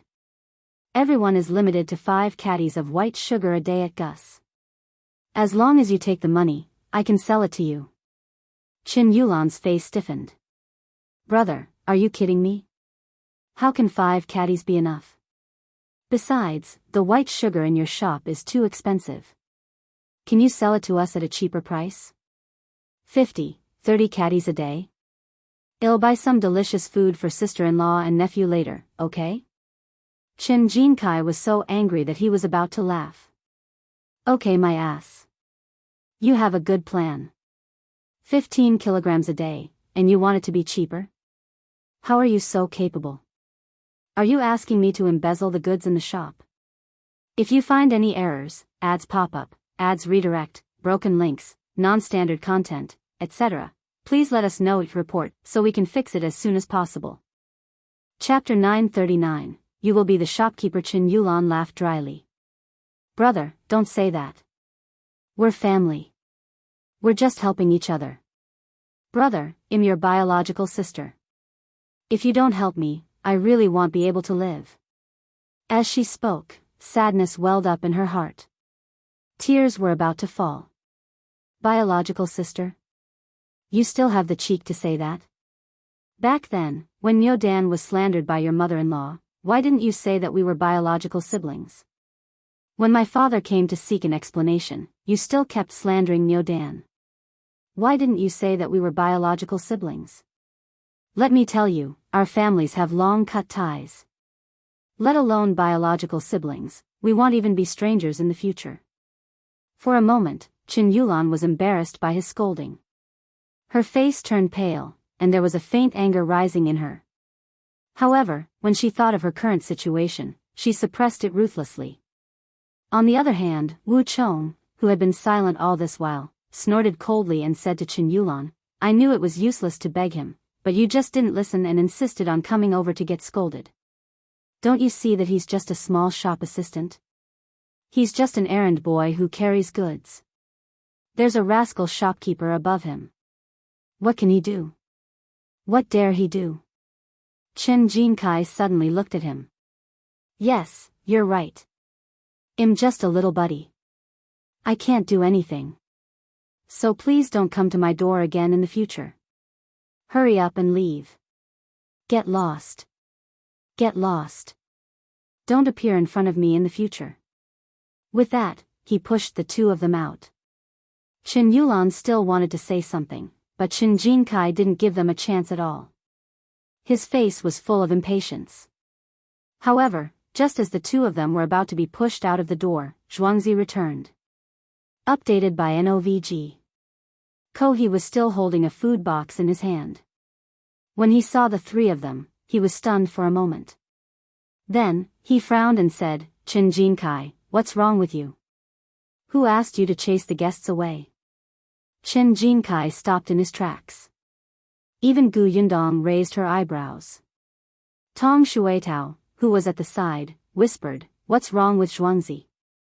Doesn't he know Chen Yulan? He already knows that she's not a good person, yet he's still helping her. Don't tell me he's deliberately finding trouble with Chen Jinkai? Gu Yundong waved her hand. Just watch. Actually, the 3-month trial that she had agreed on with Zhuangzi had been over. However, it was almost the new year. In addition, Lan Huar would be getting married soon, so he might as well wait for another 2 months and go to the prefectural city with Jiang Bao after the new year. Therefore, Zhuangzi was still the shopkeeper of Gus' shop, but he stayed in the backyard most of the time and let Chen Jinkai take charge. But Gu Yundong had a vague feeling that Zhuangzi might have postponed the time because he was addicted to being a shopkeeper. Chen Yulan was a little flustered because of Zhuangzi's arrival. They had actually been standing outside the shop for a long time. After confirming that Zhuangzi was not around, they came in to look for Chen Jinkai. Unexpectedly, Zhuangzi returned at this critical juncture. On the other hand, Wu Chong was a little happy. Anyway, the matter couldn't be done, and Chen Jinkai didn't give them any face at all and wanted to chase them away. Naturally, he was happy to see Zhuangzi reprimanding Chen Jinkai. Therefore, he seemed to have a common enemy and added, that's right. Who gave you the guts to chase the customers out? It's not that I want to say this, but your shop assistant's attitude is a little too bad. Zhuangzi nodded. That's right. What right does a small shop assistant like you have to chase a guest away? If you want to chase someone away, it should be the shopkeeper. After I leave and you become the shopkeeper, it will be your turn to do this. If you find any errors, ads pop up, ads redirect, broken links, non-standard content, etc., please let us know it report so we can fix it as soon as possible. Chapter 940, A Warning Beforehand. Gu Yundong, Tong Shuetao, the other 3 people in the shop were speechless. Wu Chong was the first to react. He suddenly looked up at Zhuangzi. You're leaving after the new year? Then, he pointed at Chen Jinkai. He's here to be the shopkeeper? The shop assistant was very different from the shopkeeper. Updated by OV. The entire shop was run by the shopkeeper, and the accounts were also managed by the shopkeeper. When dealing with customers, it was also the shopkeeper, let alone the salary. Wu Chong suddenly looked at Chen Jinkai. Are you going to be the shopkeeper of Gus after the new year? Chen Jinkai sneered. This is our shop's business. What does it have to do with you? Hurry up and leave. Didn't I tell you? The shop assistant can't chase the customers away, but I can. Zhuangzi interrupted him and stuffed the food box into his hand. Then, he waved his hands. Go, hurry up and leave. If you don't leave, I'll beat you with a broom. Hey, you, Wu Chong was furious. At this moment, Jiang Bao, who was next door, also came over to help. He held 2 large brooms in his hands and threw them to Zhuangzi. After that, the 2 of them swept Chen Yulan and Wu Chong away like they were sweeping trash. Wu Chong was still a little indignant. He still wanted to ask if Chen Jinkai would be the shopkeeper of Gus after the new year. If that was the case, wouldn't he have offended him for nothing? Updated by NOVG. For a moment, he regretted it. It was Chen Jinkai's fault for not making things clear. If he had told him earlier, the 2 families would not have fallen out so badly. Chen Yulan was even more vexed. Her eldest cousin was about to become a shopkeeper. Moreover, he was the shopkeeper in the county city. He was much more dignified than the manager of the town. She heard that Gus was now in the prefectural city. In that case, would eldest cousin still be able to go to the prefectural city in the future? The couple had different thoughts, but neither of them could stay and talk. It really hurt when the broom hit them. Coupled with the pointing by the passers-by, the 2 of them quickly buried their heads and ran. Zhuangzi snorted and returned the broom to Jiang Bao before returning to the shop. Chen Jinkai looked at him speechlessly. Why did you tell them that I'm going to be a shopkeeper after the new year? Would they give up? Won't they know if we don't tell them? They'll have to know sooner or later. I might as well tell them now. At least I can give you a hand if they come again. Yundong opened the curtain and walked out. What Zhuangzi said makes some sense. It doesn't matter if you say it earlier or later. Boss. Chen Jinkai was a little ashamed. I caused you trouble. This isn't trouble. Who doesn't have a few annoying relatives? You've already cut ties with them, but they're still shameless enough to come knocking on your door. This can only mean that they're thick-skinned. However, I have to remind you in advance. You have to know this in your heart. If you really can't resist their threats and temptations and harm the interests of Gus, I won't be polite either. When the time comes, not only will you be fired, but I won't even hire your brother either. Although it was a little inhumane to do so, Yundong had to explain the seriousness of the matter to him. As expected, Chen Jinkai immediately put on a serious expression. Don't worry, boss. Not to mention that we have cut ties now, even if we are close, I won't do such a heinous thing. That's good. Yundong believed this. After all, Chen Jinkai had reminded him that someone wanted to harm her mother. If you find any errors, ads pop up, ads redirect, broken links, non-standard content, etc., please let us know each report so we can fix it as soon as possible. Chapter 941, Follow-up. Yundong did not care about this matter anymore. She left it all to Chen Jinkai to it. However, the Wu family was after her shop, so Yundong still paid some attention to this matter. It was said that Chen Yulan and her husband hadn't come to the shop since that day. However, they were secretly asking if Chen Jinkai would become the shopkeeper. Unfortunately, not many people knew about this matter. They could not obtain any substantial information. Hence, they could only ask around if Zhuangzi would go to the prefectural city after the new year. Many people knew about this. After all, many things had to be arranged before Zhuangzi left. After obtaining the exact news, they were no longer in a hurry. They seemed to want to wait until Chen Jinkai became the shopkeeper before persuading him. Updated by Of. However, the Chen family had to be visited. It was said that on the second day of the Lunar New Year, Chen Yulan came to visit with the members of the Wu family. However, Chen Liang did not have a good impression of their family and did not even let them in. However, the Wu family refused to leave, especially Auntie Wu. She cried and repented outside, causing many people to go out to watch the commotion. It would not be a big deal if the villagers saw this. After all, many people knew about the grudge between the two families. However, it was the new year, and many families had relatives and friends as guests. They could not afford to lose face. Therefore, Chen Liang could only invite her in. Once she entered, Auntie Wu apologized sincerely. She apologized to Chen Liang and his wife, to Chen Jinbao and his wife, and even to Niu Dan. One could tell at a glance that she regretted her actions and had turned over a new leaf. In addition, the other members of the Wu family had also humbled themselves. It was the new year, so no one could say anything cold or hard. Moreover, Chen Yulan was the only daughter of Chen Liang's younger brother. Hearing her mention her father when he was alive, Chen Liang could not help but feel a little guilty. Seeing that his parents' attitude had softened, Chen Jinkai was furious. Updated by NOVG. He thought that Chen Yulan and her husband would look for him in the shop. He didn't expect them to have designs on his family. He exposed their purpose on the spot. Chen Yulan denied it, but Chen Liang naturally believed in his son. He immediately stood up and threw out all the things they had brought, and drove the Wu family out, regardless of whether the people outside would laugh at him. The Wu family was embarrassed and was furious with the Chen family.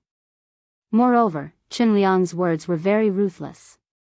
He said in front of his relatives and neighbors, "In the future, this family has nothing to do with the Chen family. In the future, if they enter the village, chase them out."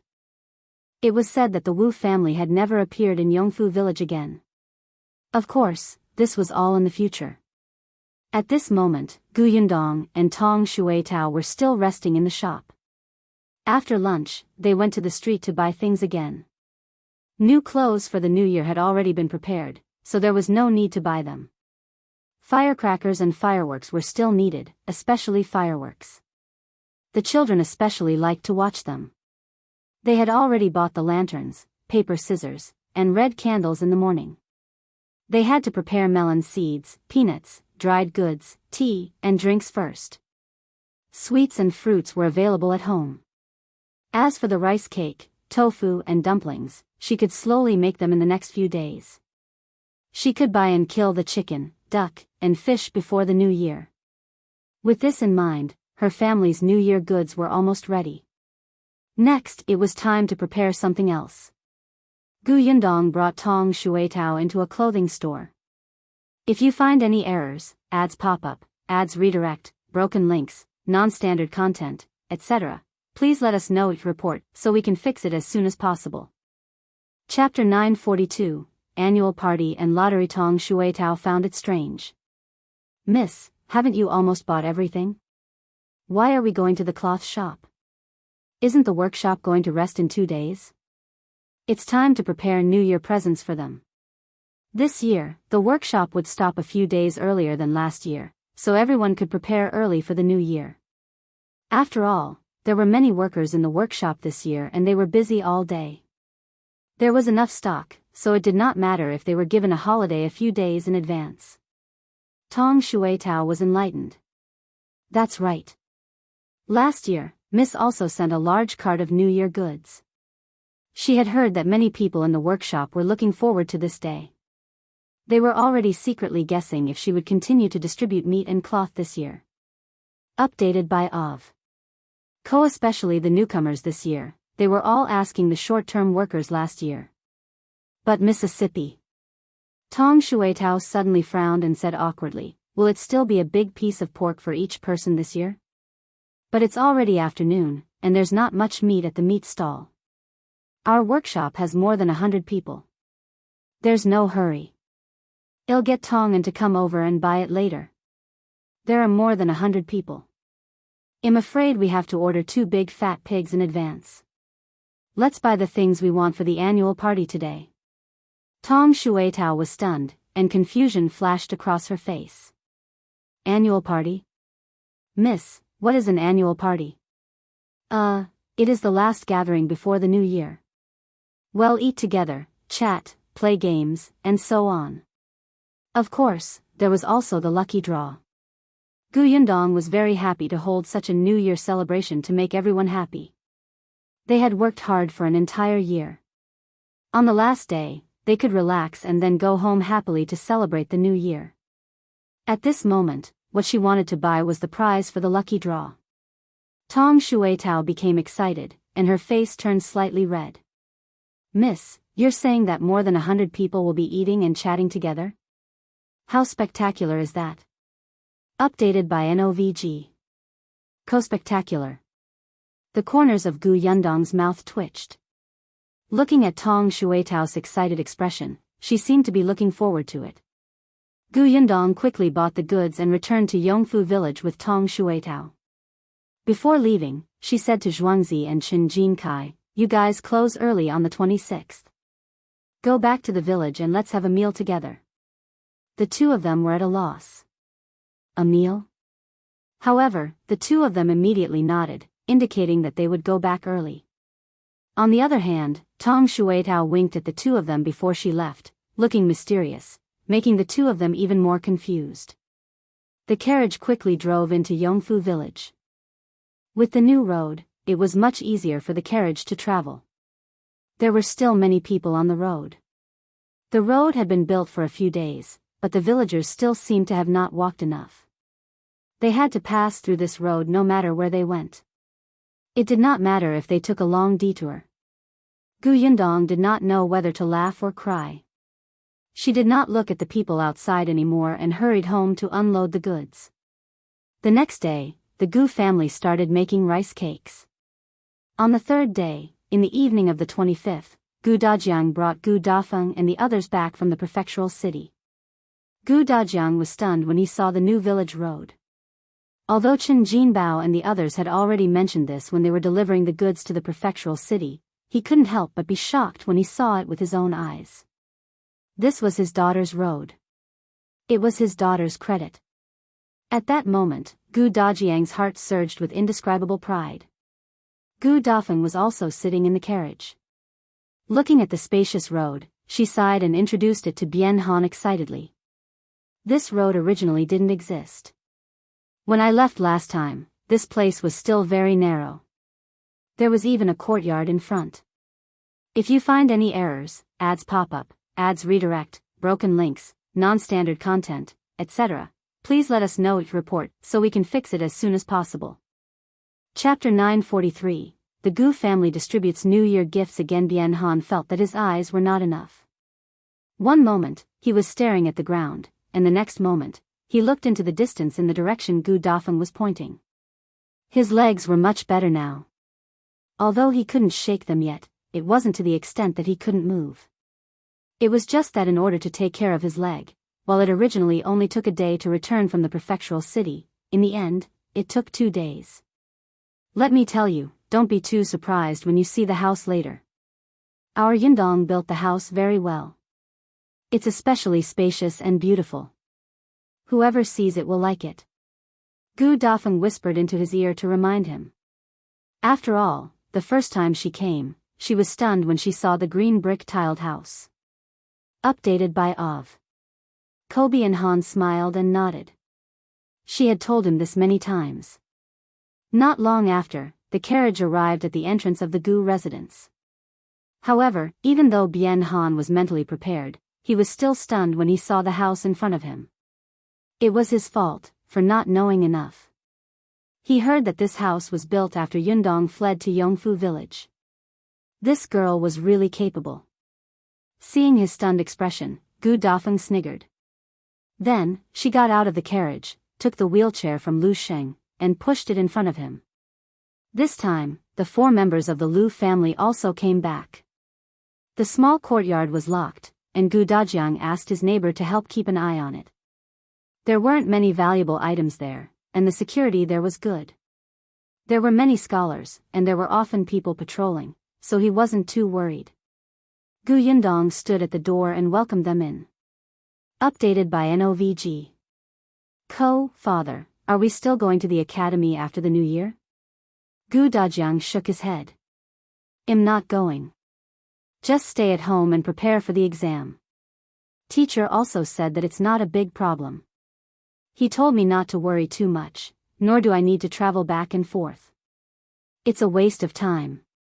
If there was really something he didn't understand, he could ask Qin Wenjing. Gu Yundong knew what was going on.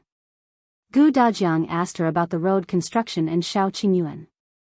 Seeing that he was endless, Gu Dafeng couldn't help but pat him. You just came back. Aren't you tired?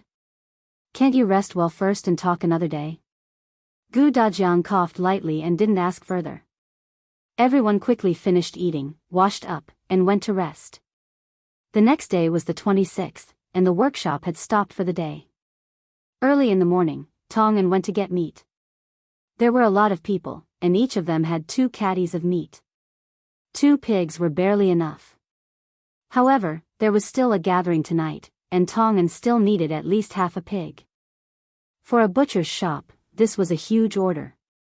They had prepared the pork in advance and even cut it one by one. They guaranteed that every piece of meat weighed 2 caddies, no more, no less. Tong'an took the meat and bought a lot of vegetables. When they returned to the village, many people saw them. The cart was filled with things, and they could not help but stare.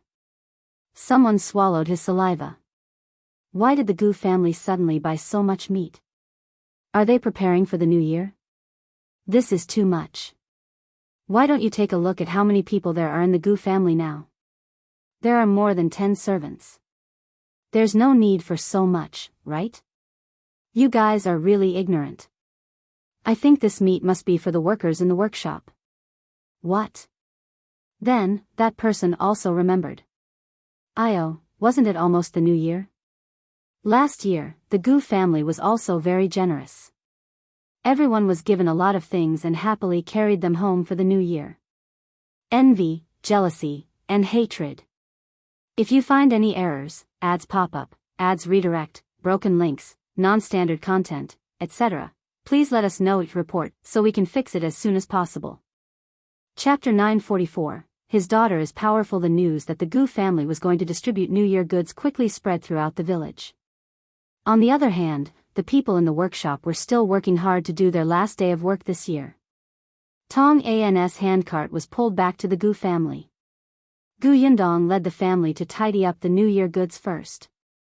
The stuff was similar to last year's.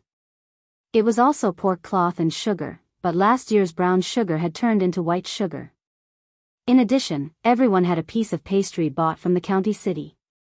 It had been ordered long ago. When the Gu family saw that the courtyard was filled with food, their eyes were filled with surprise. Gu Dafeng sighed. In the past, if I got a small piece of meat, I would wake up laughing even in my dreams. Even if it was for the sake of sharing this meat every year, I could continue to work in the workshop. I didn't expect that the meat would be distributed this year. Just thinking about it makes my heart ache a little. Gu Yundong smiled. Even you think so, eldest aunt? If you can't bear to give up this job for a piece of meat, will others think the same? Gu Dafeng was stunned. She pointed at her. You're smart. Wasn't that so?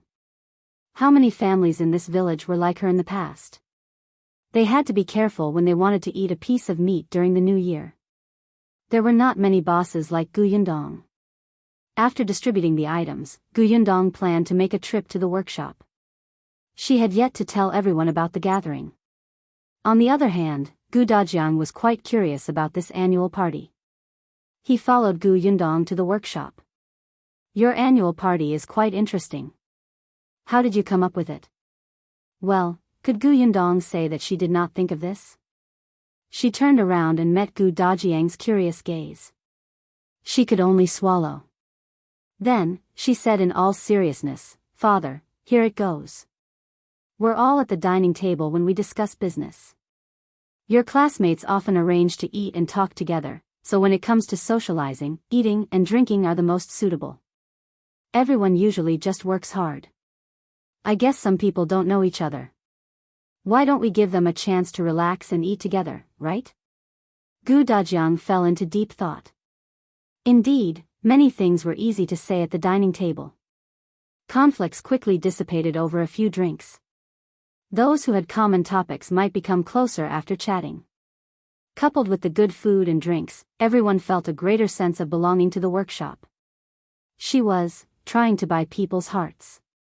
His daughter was amazing. Yundong did not know that he was thinking so much. As the two of them spoke, they arrived at the entrance of the workshop not long after.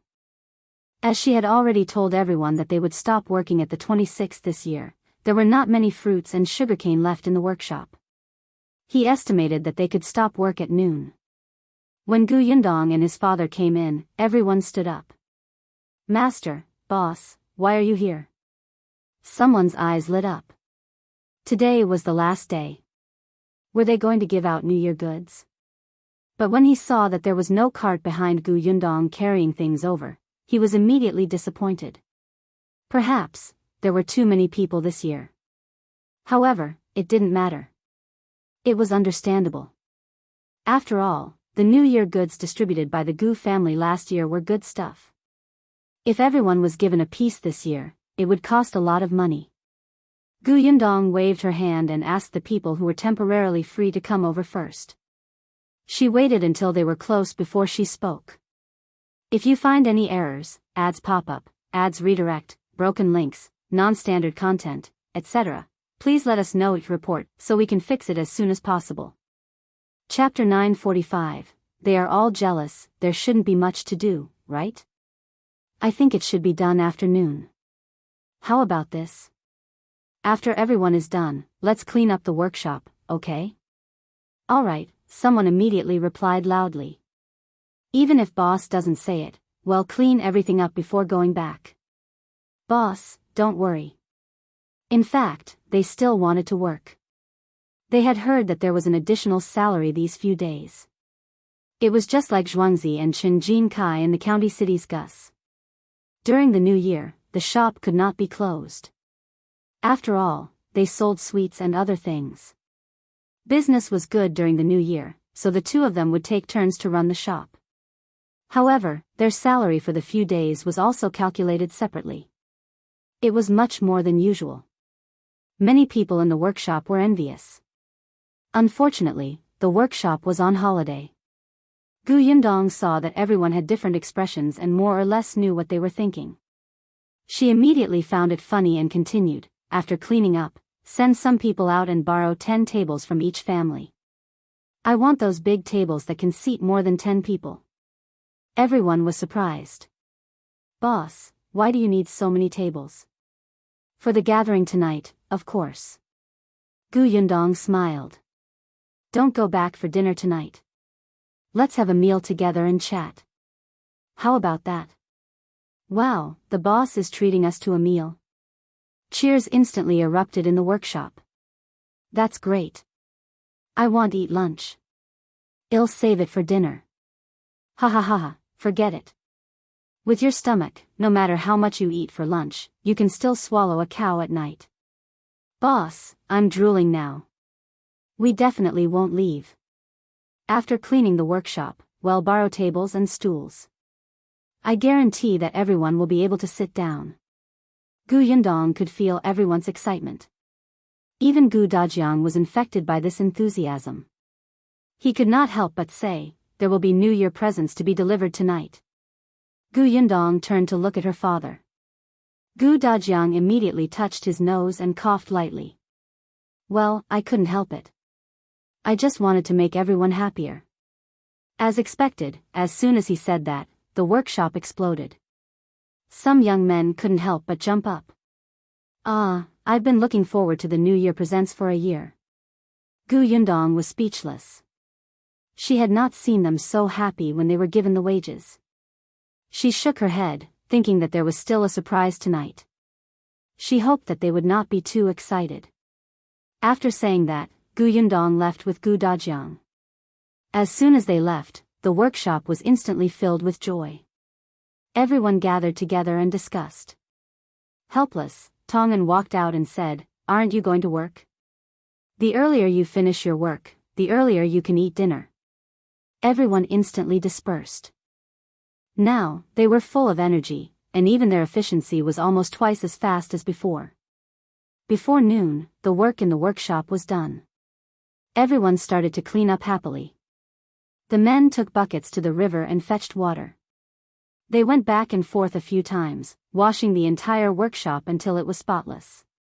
Even the floor was clean. Seeing how happy they were, some villagers couldn't help but pull them back and ask. When the villagers found out that they were to have a dinner gathering tonight, the villagers couldn't be more jealous. If you find any errors, ads pop up, ads redirect, broken links, non-standard content, etc., please let us know it report so we can fix it as soon as possible. Chapter 946. They are all here this time. The news of the Gu family's workshop not only distributing New Year goods but also holding a party spread. Many people had tears in their eyes as they stuck their heads out of the workshop. They really wanted to follow and take a look. When the cleaning of the workshop was almost done, everyone saw the people in the workshop happily moving tables and chairs. Their arrogant appearance made people grit their teeth in envy. Yundong hired a few women from the village to help cook a delicious meal. The fish, rice, and noodles were brought to the kitchen of the Gu family's workshop without hesitation. This included Madame Zhou and her daughter-in-law. Coincidentally, Chen Liang's family could eat here. As Chen Liang was the village chief, Yundong had to invite him. In addition, Chen Jinkai and Chen Jinbao were both working in her own workshop, and Niu Dan had been invited over by Yunshu long ago. As such, there were only Madame Zhou and 2 more people left in the Chen family. They might as well all come over. Lan Huar was also invited over. As for the others, they were not allowed to bring their families. It was mainly because at this moment, there were really not just 1 or 2 families, but 1 or 2 groups. If they were allowed to bring their families, almost the entire village would have to come. Not only that, but there were also long-term workers from the neighboring villages. The workshop could not entertain them. Dinner started around 4 o'clock. It was dark early in winter, and there were no electric lamps. Even if many oil lamps were lit, the effect was not very good. When it was early in the afternoon, the villagers of Yongfu village were surprised to find another group of people coming from the village entrance. Looking closely, wasn't it Zhao Zhu and his son? Since Gu Yundong was holding an annual party, everyone here naturally had to be present. Although Zhao Zhu and the Sure couple were not in the workshop, they helped her manage the orchard. They were invited along with the helpers they found. There were more than 10 of them in total. Because they had received the news in advance, all of them were in high spirits and could not wait. They had never heard of such an event, but there was a feast that they didn't have to pay for. Who wouldn't be willing to come? They didn't know that there would be New Year presents. In any case, they had to come if there was food. Gu Yundong felt that since everyone was working for the Gu family, they could take this opportunity to get to know each other and prevent conflicts from arising among themselves. That would be troublesome. Later, Zhuangzi and the others returned on the ox cart. Not only them, but also Jiang Bao and the old doctor. Xiao Qingyuan was not around, so Gu Yundong had to help take care of his people, right? As for the shop assistants and shopkeepers in the prefectural city, they were too far away and there was nothing she could do. However, Gu Yundong had prepared large red packets for these people and would distribute them after the new year. The people in the village watched as they went to the Gu family workshop in waves. They were already so envious that they lost their temper. In any case, many people were surrounding the workshop and trying their best to look inside, especially some children. Seeing that the tables were already set, Gu Yundong got someone to bring a lot of melon seeds and peanuts for them to eat first. When a child ran in, she also gave him a handful. Seeing that there were more and more children, she was afraid that they would bump into something, so she simply picked up a cloth bag and handed it to Yunshu and Yuanji, asking them to carry it and distribute the stuff to the children. This lively atmosphere was even more noisy than the New Year.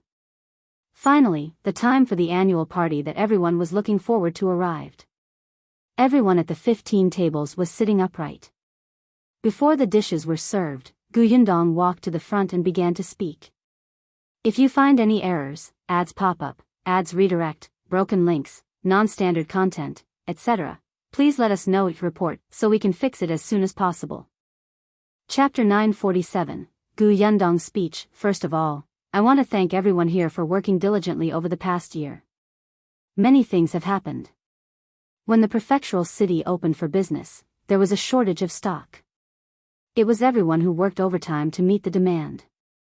Manager Tong was assassinated and remained unconscious for a long time. It was also everyone who did their job in an orderly manner. Gu Yundong did not expect that one day, she would stand in front of everybody and say such emotional words like a leader. However, these people had really moved her. They were hardworking, simple, passionate, and motivated. They were really a very cute group of people. Hence, whether it was the annual party or feast, she felt that they deserved it. Whether it's the Gu family's workshop or the orchard, it's the result of everyone's joint efforts. In the past year, the workshop has increased from 50 to 100 people, the orchard has increased from 80 acres to 180 acres, and the shop has been opened from the county city to the prefectural city. All of this couldn't have been done without everyone present. You have all contributed. You're very good. Someone couldn't help but whimper. Boss, don't say that. You've helped us even more. You gave us such a high salary. If we don't work hard, will we still be human? That's right, boss. If it weren't for you, my house would still be a straw hut. I wouldn't even have a warm bed. That's right. If I didn't work at the Gu family's workshop, I wouldn't have been able to get a wife.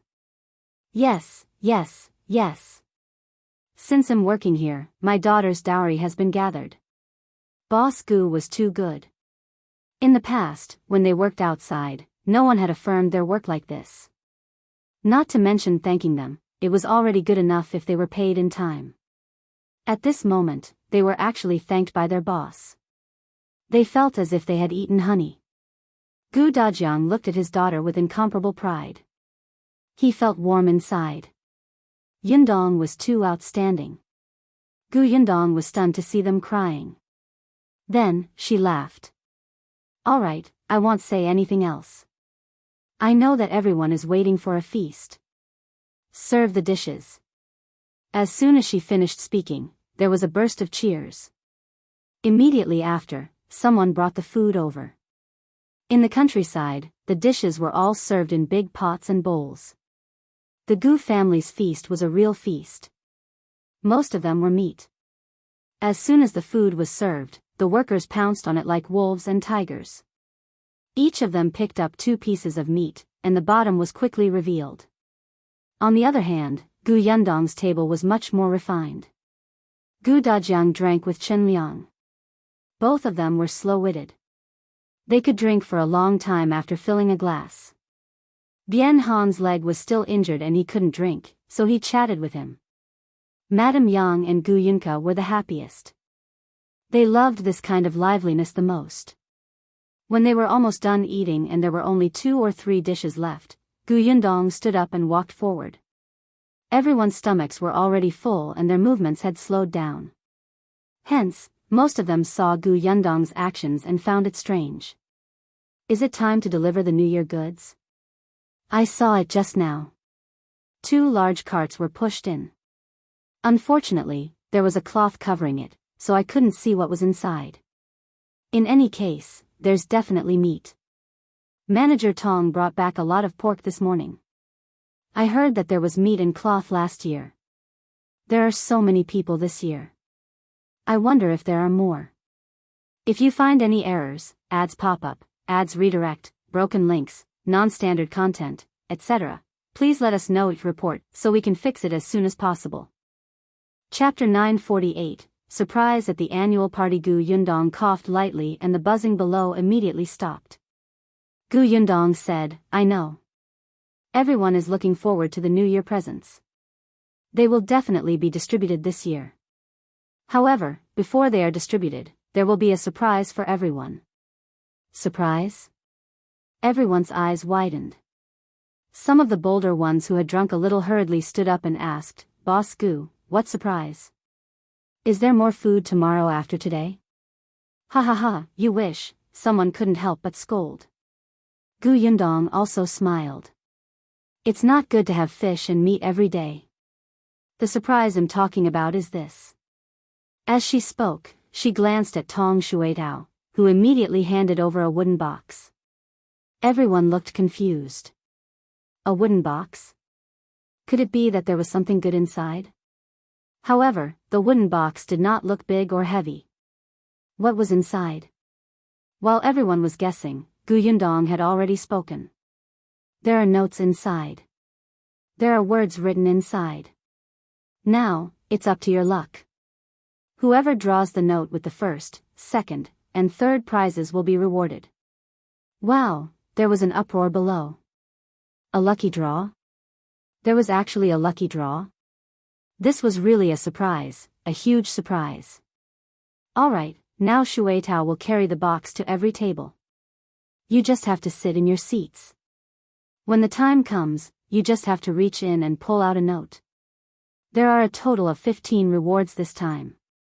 2 for the first prize, 5 for the second prize, and 8 for the third prize.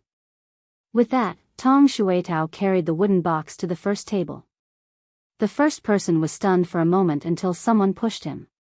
He suddenly came back to his senses and quickly reached in to take out a note. The second person rubbed his hands, closed his eyes, and muttered, "Bless me for winning, winning, winning." Then, with an expression that said he was ready to die, he reached his hand in. The people behind also looked like they were praying to God and Buddha, hoping that they would win. Even if they couldn't win the first prize, they could at least win the second or third prizes. Everyone drew a note, but no one opened it first. It was as if they would be lucky if they did it late. Even when Tong Shuitao returned to Yundong's side, the people below did not stop buzzing. Take a look at yours and see if you won any prizes. Why don't you look at yours? Yours first, then mine. Come on.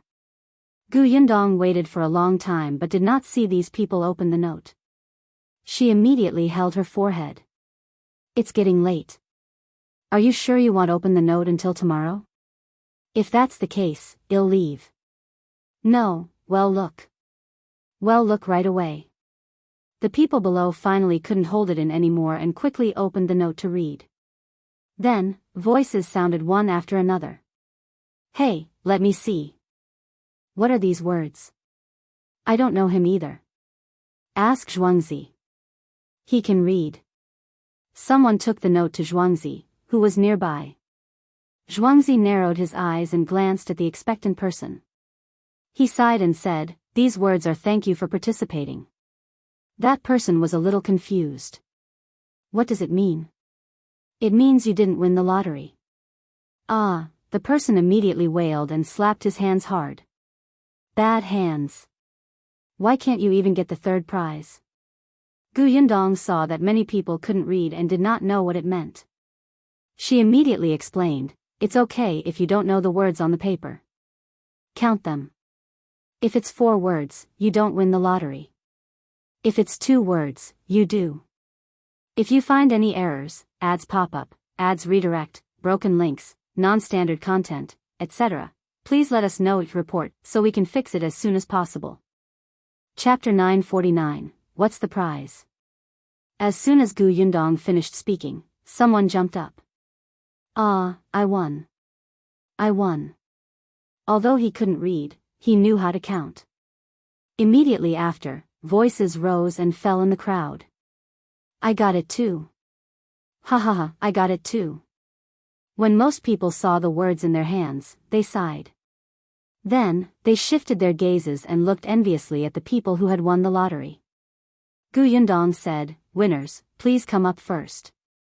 A few people in the crowd walked forward excitedly. There were 15 people. 4 were women, and the rest were all men. After all, the percentage of male workers was relatively large. They held the notes tightly in their hands. Their faces were slightly red from excitement, and their eyes were strangely bright.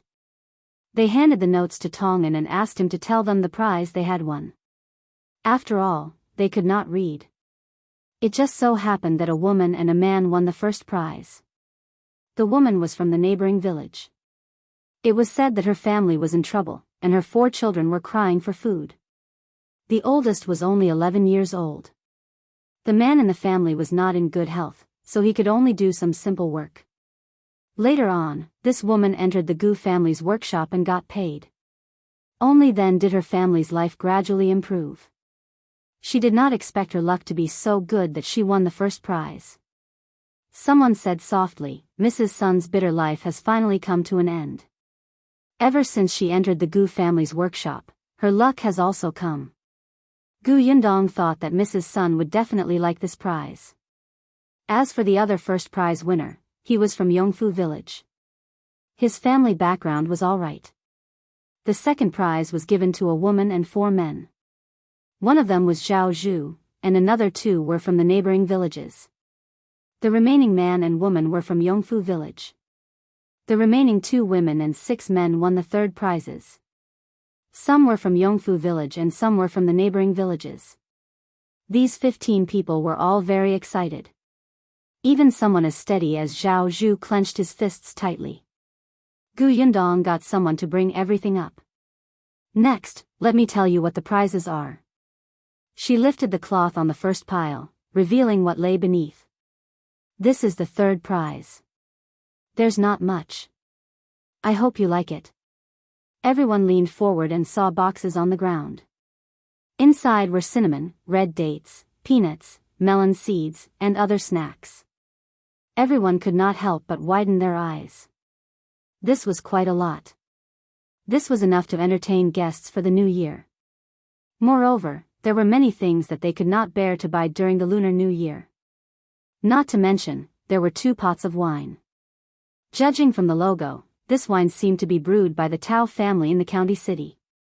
It was not that kind of cheap wine. Anyway, it was completely different from what they were drinking now. They had never even touched it. Many people present could not help but swallow their saliva.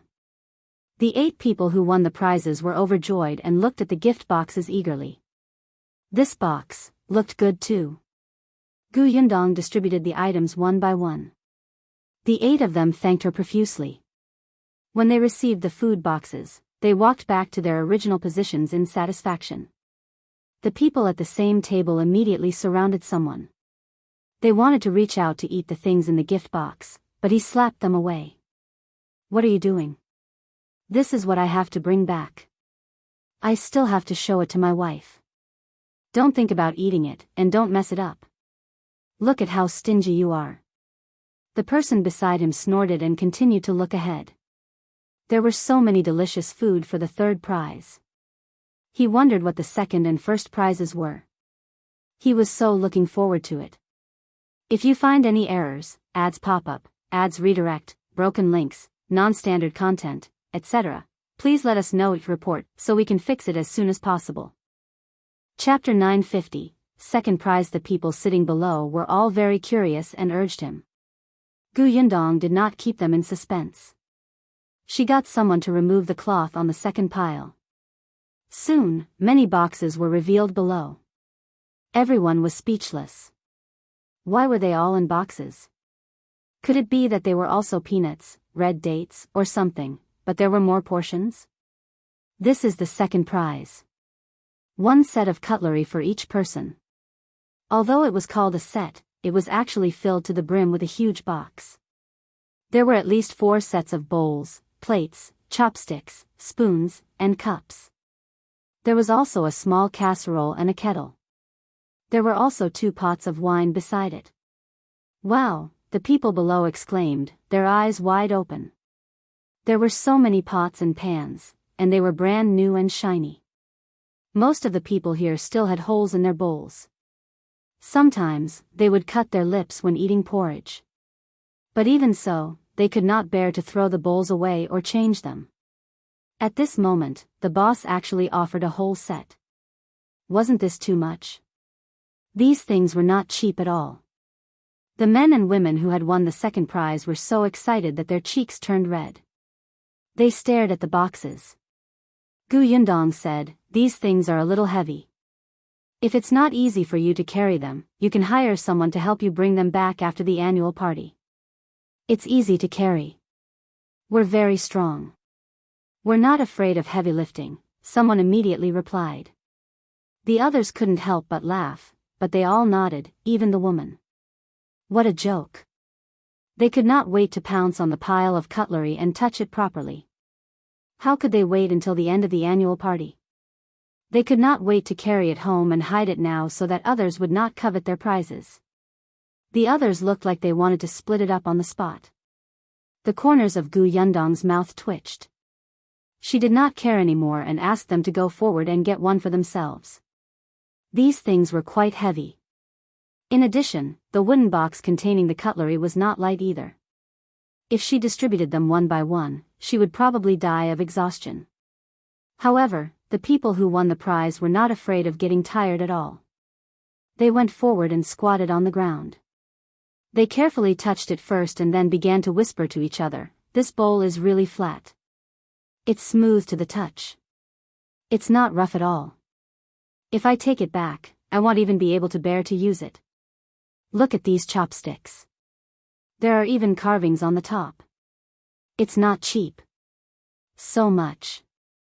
It's not cheap at all." The bowls that Gu Yundong bought were all clay bowls that were suitable for them.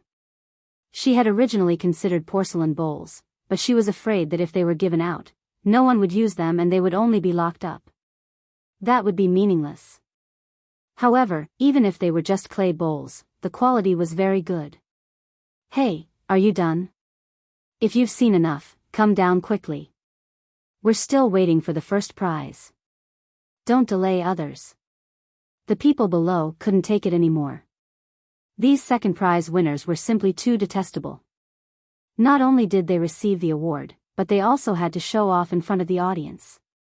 They even pointed their butts at the audience. The audience simply wanted to rush up and beat them to death. Only then did they cough lightly and stop discussing. They quickly picked up their boxes. But it was really quite heavy. Therefore, other than the few men who carried it down one by one, the woman was in a difficult position. In the end, it was Tong Shuitao who helped her carry it to her own seat. If you find any errors, ads pop up, ads redirect, broken links, non-standard content, etc., please let us know each report so we can fix it as soon as possible. Chapter 951, First Prize. After receiving the second prize, only the two people who had drawn the first prize were left. The two of them became inexplicably nervous. It was such a cold day, but their palms were drenched in sweat. Gu Yundong asked someone to remove the last piece of cloth. Everyone felt that the last pile was especially big. They thought that there would definitely be a lot of prizes. As expected, as soon as the cloth was lifted, everyone's eyes widened. This time, the prize wasn't contained in a box because it really couldn't fit in.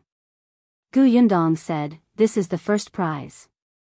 There's a 10-caddy quilt, a mattress, a mat, a tent, and a pillow. Each person has 2 sets of these. There are also 2 pots of wine and a bag of tea leaves." Wow! A loud exclamation suddenly erupted from below. Everyone's eyes widened. A 10-caddy quilt? There were also other things, and there were actually 2 sets. They were so jealous that their eyes turned red. They looked at the 2 people who had won the first prize and wished they could swap places with them. Compared to the third and second prizes, this first prize was really generous. For example, most of the quilts in their families were only 5 caddies. At most, they were only 8 caddies. 10 caddies. It looked big and brand new. It would definitely be very warm if it covered them. In such weather, it was no different from sending charcoal in the snow. They wanted it, very much. Many people subconsciously reached out their hands. Some even went up directly. If Gu Yundong had not been standing there, they would have touched the prize. These things were not cheap. Not to mention the quilt, even the mattress was thicker than the hard blanket they had used for a few years. In that case, they could be counted as 4 quilts. Jealousy. Jealousy had changed them beyond recognition. Bad hands, bad hands. Why didn't they get the first prize? Why? Mrs. Sun, who had won the first prize, had reddened eyes and almost cried. It was true. What a thick quilt that contained 10 caddies of cotton. Her family was already in a difficult situation. There were only 2 thin blankets at home, one for her and her husband and one for the children. In the winter, they could only cover all their clothes with them, but even so, they would often wake up in the middle of the night from the cold. Originally, when she entered the Gu family workshop this year, she finally had some money saved. She planned to buy some cotton after her salary was paid, so that she could stuff the blanket and make it thicker. Because of this, she did not even buy any New Year goods. She did not expect her luck to be so good that she directly drew 2 quilts. That was great. With 2 such thick quilts, her husband and she could have one and her children could have the other. Finally, the family could sleep soundly. Mrs. Sun could no longer hold back her tears. Gu Yundong was stunned for a moment. "What's wrong, Mrs. Sun? Don't you like the quilts? If you don't like them, you can ask someone else if they're willing to exchange them with you, or, no, I like them very much." "Thank you. Thank you, boss." Mrs. Sun hurriedly said, I'm just too happy." The people below laughed. "Boss, your prize is in her heart." "That's right. Boss, you know us too well." Only then did Gu Yundong feel relieved. She said to Mrs. Sun, "There are a lot of things, and they're very heavy. Can I get someone to carry them back for you later?" Yes, thank you." Mrs. Sun was so happy that she could not say anything. Not only him, but the other man who had also won the first prize was also very excited. If you find any errors, ads pop up, ads redirect, broken links, non-standard content, etc., please let us know each report so we can fix it as soon as possible. Chapter 952, New Year's goods for everyone. He didn't lack quilts, but he really didn't have one that weighed 10 caddies. These quilts were especially beautiful. Coincidentally, his daughter was about to get married. This quilt would be a great honor for her as a dowry, and the color was festive. And that wine and tea leaves were all good things. What should he do? He could not bear to take them out to drink on his daughter's wedding day. However, he quickly said to Gu Yundong, "Boss, thank you so much." Gu Yundong waved her hand. "Since you both like them, I'm relieved. Leave the things here first. When you get back, you can get someone to help carry them back." "Sure thing." The 2 of them did not touch it. After all, they could not bear to. Their hands were too rough. What if they broke it? However, when they returned to their seats, the people around them surrounded them. All of them were very enthusiastic and said that they wanted to help carry the prizes home. In fact, they wanted to take a closer look and touch the prizes. There was a lot of noise below. They were too happy about winning the prize. Whether it was the first, second, or third prizes, they were all envious. Initially, Gu Yundong had thought that the first prize could be a cow or a donkey. After all, many companies in the modern era had cars for annual party prizes. Later on, she thought about it and decided to forget it. Hers was just a small workshop, and it was the first annual party. What would she do in the future if she were to give away cows and donkeys now?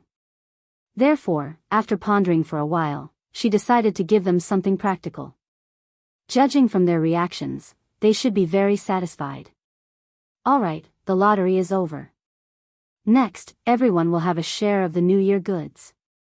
As soon as Gu Yundong spoke, the people below instantly fell silent. As soon as they heard about the New Year goods, everyone immediately sat up straight. After all, these were really in their hands and had nothing to do with others, so there was no need to be envious. Therefore, getting the New Year goods was more important. Soon, Tong'an and Tong Ping pushed the cart over. It was filled with meat, and everyone's eyes lit up instantly. Even though they had just finished eating a big meal, they could not help but swallow hard. Several ways to cook pork flashed across their minds. 2 caddies of meat for each person. Everyone, don't be anxious. Everyone has a share. Gu Yundong led the Gu family in pieces of pork. Everyone was distributed. Even the 2 little fellows, Yunshu and Yunka, were helping excitedly. They swung their legs upside down and handed the meat to the villagers. After the meat was distributed, the cloth was given away. White sugar followed, and the last was pastries. There were a total of 4 items, and everyone's hands were filled with them. Everyone was very excited and discussed animatedly. They did not have to buy those things during the new year and saved a lot of money.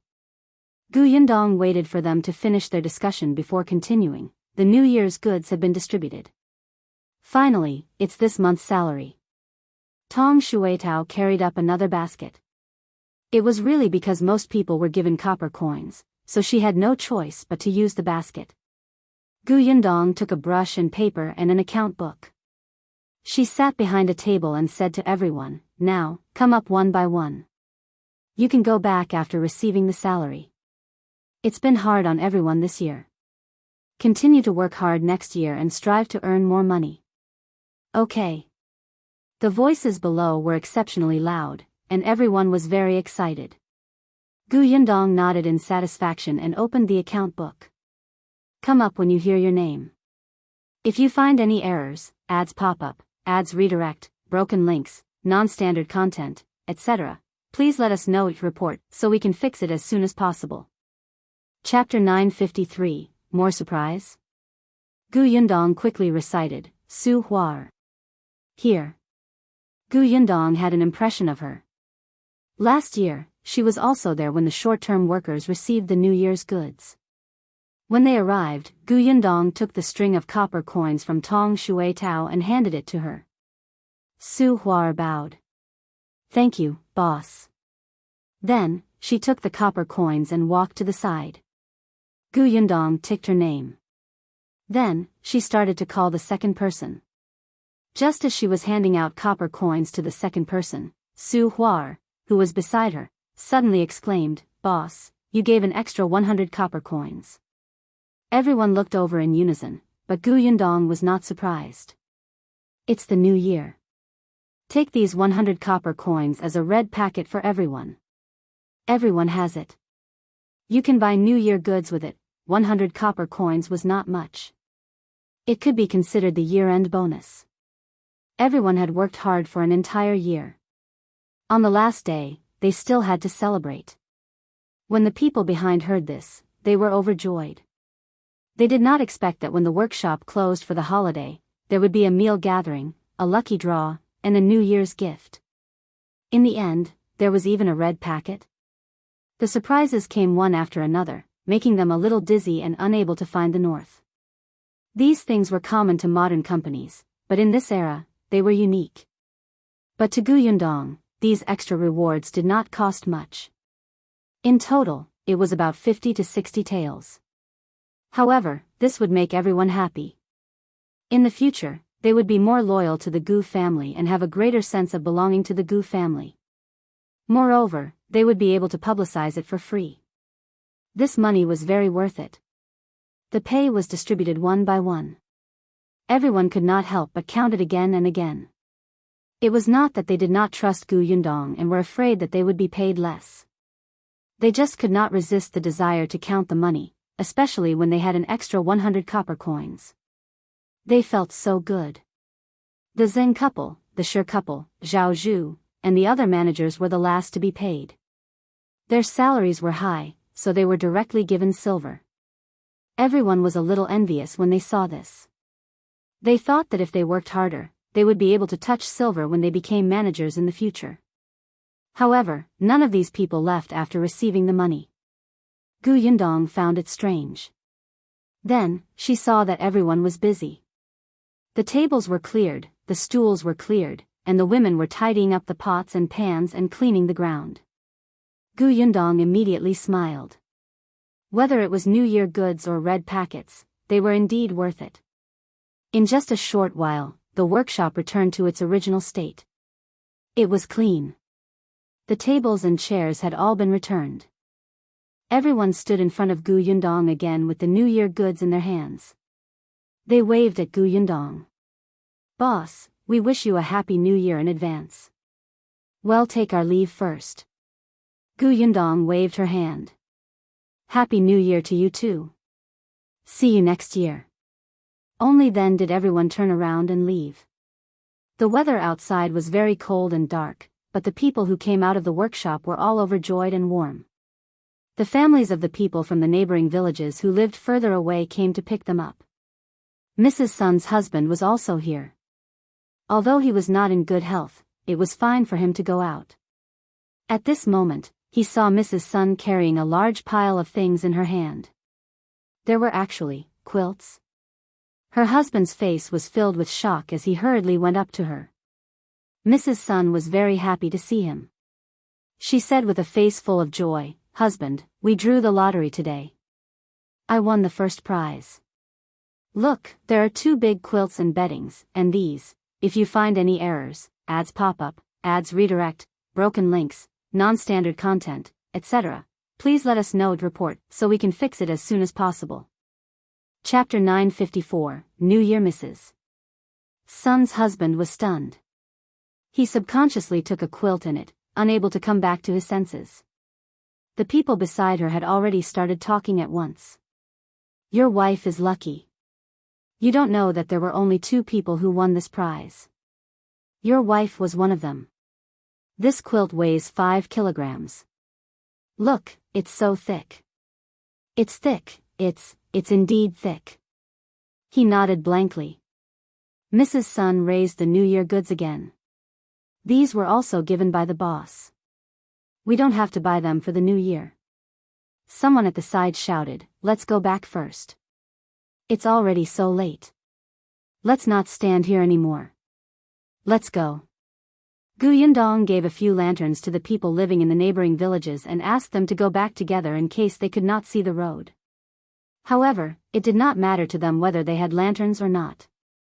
The road was so wide that they could walk as they pleased.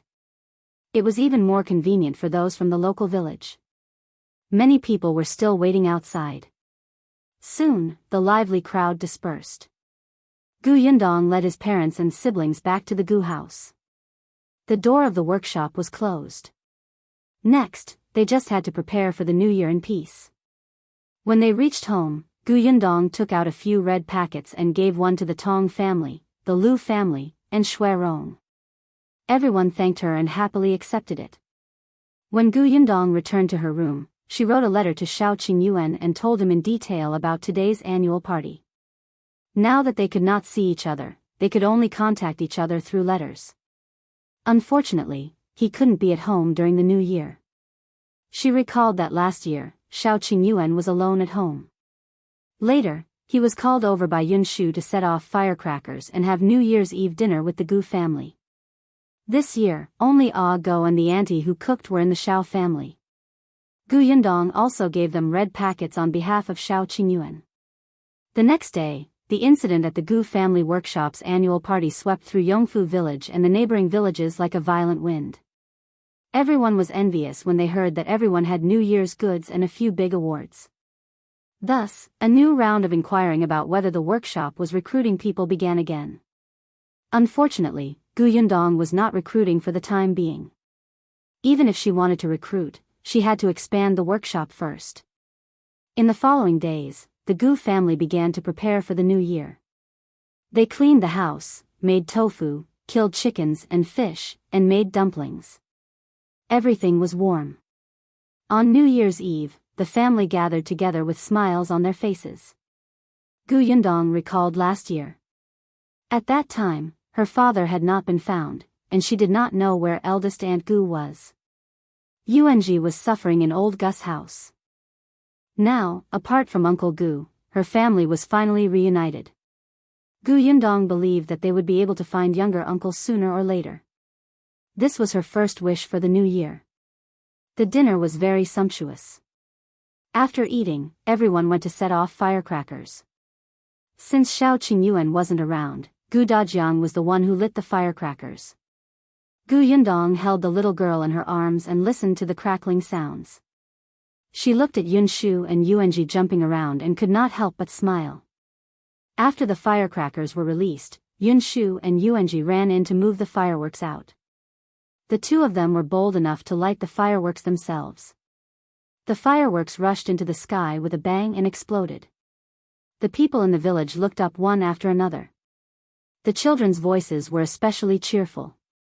The crowing of chickens and barking of dogs made the night in Yongfu village seem like a busy city. After the fireworks ended, fireworks exploded in the sky on the other side. If you find any errors, ads pop up, ads redirect, broken links, non-standard content, etc., please let us know each report so we can fix it as soon as possible. Chapter 955. Gu Yundong is also a junior who is doted on. The Gu family could not help but turn their heads and look in the direction of the fireworks. Yunshu's eyes lit up. She jumped and said, "It's Niu Don house. It must be his house that set off the fireworks." Gu Yundong smiled and nodded. It was indeed in the direction of Chen Liang's house. It seemed that the Chen family had earned a lot of money this year and was extravagant. After New Year's Eve, it would be New Year's Day the next day. It was different from last year. Last year, Gu Yundong could only give out red packets. The only red packet that was given to her came from Xiao Qingyuan. She had placed it in a box and kept it in the space. This year, when Gu Yundong woke up, she received red packets from her parents, aunt and father. Looking at the red packets in front of her, Gu Yundong's eyes burned. This was the first time in many years that she had received a red packet from her family and elders. Gu Yundong felt that her life was complete. She put away the complicated and sour feeling in her heart and reached out to take them. "Thank you, father and mother. Thank you, eldest aunt and uncle. Happy New Year." Gu Dajiang patted her head. "Happy New Year. I hope you'll be healthy and safe in the new year. Be happy every day." As he spoke, he felt a little reluctant. Gu Dajiang had a feeling that this year might be Yundong's last year receiving red packets as an unmarried girl. Next year, she might even have to bring Xiao Qingyuan along. Thinking about it, he started to dislike Xiao Qingyuan again. Fortunately, Xiao Qingyuan wasn't present this year. Otherwise, he would definitely receive Gu Dajiang's angry glare. Immediately after, Gu Dajiang gave a few more red packets to the younger ones. This time, it was not Gu Yundong's turn to give away red packets. She was also a junior now who had parents, aunts, and uncles to dote on her. After Yunshu, Yunka, and the other children received the red packets, they ran out to play with their friends. Not long after, they brought a group of children in to pay New Year greetings. The Gu family had prepared a lot of sweets, sunflower seeds, and snacks. When the children were here, none of them returned empty-handed. Their clothes and pockets were filled. On the second day of the Lunar New Year, most of the villagers started to visit their relatives. The relatives of the Gu family were all at home, so there was no need to travel around. However, there were many people who came to visit. The Gu family stayed at home to entertain the guests. On the third day of the Lunar New Year, the whole family went up the mountain to visit Bien Mulan. It was Bien Han's first time back. It was inconvenient for him in a wheelchair. It was not easy to walk up the mountain, so he could only be carried by a few people. When he saw Bien Mulan's tombstone, he couldn't help but cry. Everyone present felt terrible. They were living a good life now, but Bien Mulan couldn't enjoy it. After crying for a while, the Bien family calmed down a little and went down the mountain. On the fourth day of the Lunar New Year, Gu Yundong and his family went to Qin Wenzhang's house to visit him. On the fifth day of the Lunar New Year, Gu Yundong went to the Lu residence again. Lu Wei was not around and went out to play. However, Lu Yi was at home. He had a good relationship with Yun Shu and Yuanji and insisted that they stay for the night. On the sixth and seventh day of the new year, Gu Yundong went to take a look at other people's houses. On the eighth day of the new year, the workshop reopened and all the workers returned. Gu Yundong looked at their flushed faces. This meant that they all celebrated the new year in happiness. Sure enough, after the workshop started, everyone worked even harder. However, Xiao Qingyuan hadn't returned yet. He had sent a few letters back, saying that everything was going smoothly. Although Gu Yundong was looking forward to his return, she was also very busy. After all, her father would be taking the imperial examination at the beginning of next month. If you find any errors, ads pop up, ads redirect, broken links, non-standard content, etc., please let us know each report so we can fix it as soon as possible. Chapter 956. 10 thin-clothes Gu Yundong was still a little excited about the imperial examination. Not only her, but everyone in the Gu family was on high alert, especially Gu Dafeng. As Gu Dajiang's sister, she knew best about his helplessness when he wanted to study as a kid. She accompanied him through the experience of being chosen by the old elementary scholar and recognized by the old patriarch. Later on, the old patriarch and the old elementary scholar passed away one after another. Originally, he was just close to taking the preparation scholar exam, but his rights were directly stripped. In the end, he put down his books and worked in the fields all day. Gu Dafeng had accompanied him all this way. At that time, he saw his younger brother, who was clearly talented, good at studying, and motivated, but because of Madame Zhao's suppression, old Gus inaction, and the patriarch's personal grudge, he cut off his chance to study. This made Gu Dafeng hate the Gu family very much. She wanted to protect Gu Dajiang, but it was too difficult. She was still young at that time. Dealing with the 3 mountains above her was no different from courting death. Therefore, now that Gu Dajiang could participate in the imperial examination, the joy in Gu Dafeng's heart could not be described with words. She had even cried behind someone's back. Gu Yundong knew that there was no need to worry about endorsement and recognition. With Qin Wenzheng's help, what she needed to think about now was how to let her father perform normally in the examination hall and strive to pass in one go. The county exam was in February. There were 5 subjects, and each one was only for a day. It was still bearable. After all, he did not have to stay in a narrow examination shed and endure the consequences of his back aching and legs weakening. However, the weather in February was still very cold, so it was still very important to keep warm. It was just that she had heard that when entering the examination hall, hats were not allowed to be double-layered. The leather jacket had to be stripped of its skin, and the felt clothes were removed from the inside. The clothes and robes were all single-layered, the socks were made of single-layered felt, and the shoes were made of thin soles. Just thinking about these rules made Gu Yundong feel cold. She touched her chin and went to look for Gu Dafeng. She said, "Eldest aunt, I think we have to prepare at least 10 pieces of single clothes for father. Otherwise, he'll shiver from the cold." Gu Yundong's embroidery skills were still not good. After all, this was Gu Dajiang's clothes. It was not good for her to ask Shinsidian to make it, so she simply looked for eldest aunt. Gu Dajiang happened to walk over. When he heard that, he looked at himself. Single clothes, 10 pieces. Well, Yundong, the weather is already getting warmer next month, so there's no need for so many, he said. If I put all 10 clothes on, I'm afraid I won't even be able to straighten my hand. How can I write? Gu Yundong waved her hand. It's okay. Make the clothes inside smaller and the clothes outside bigger.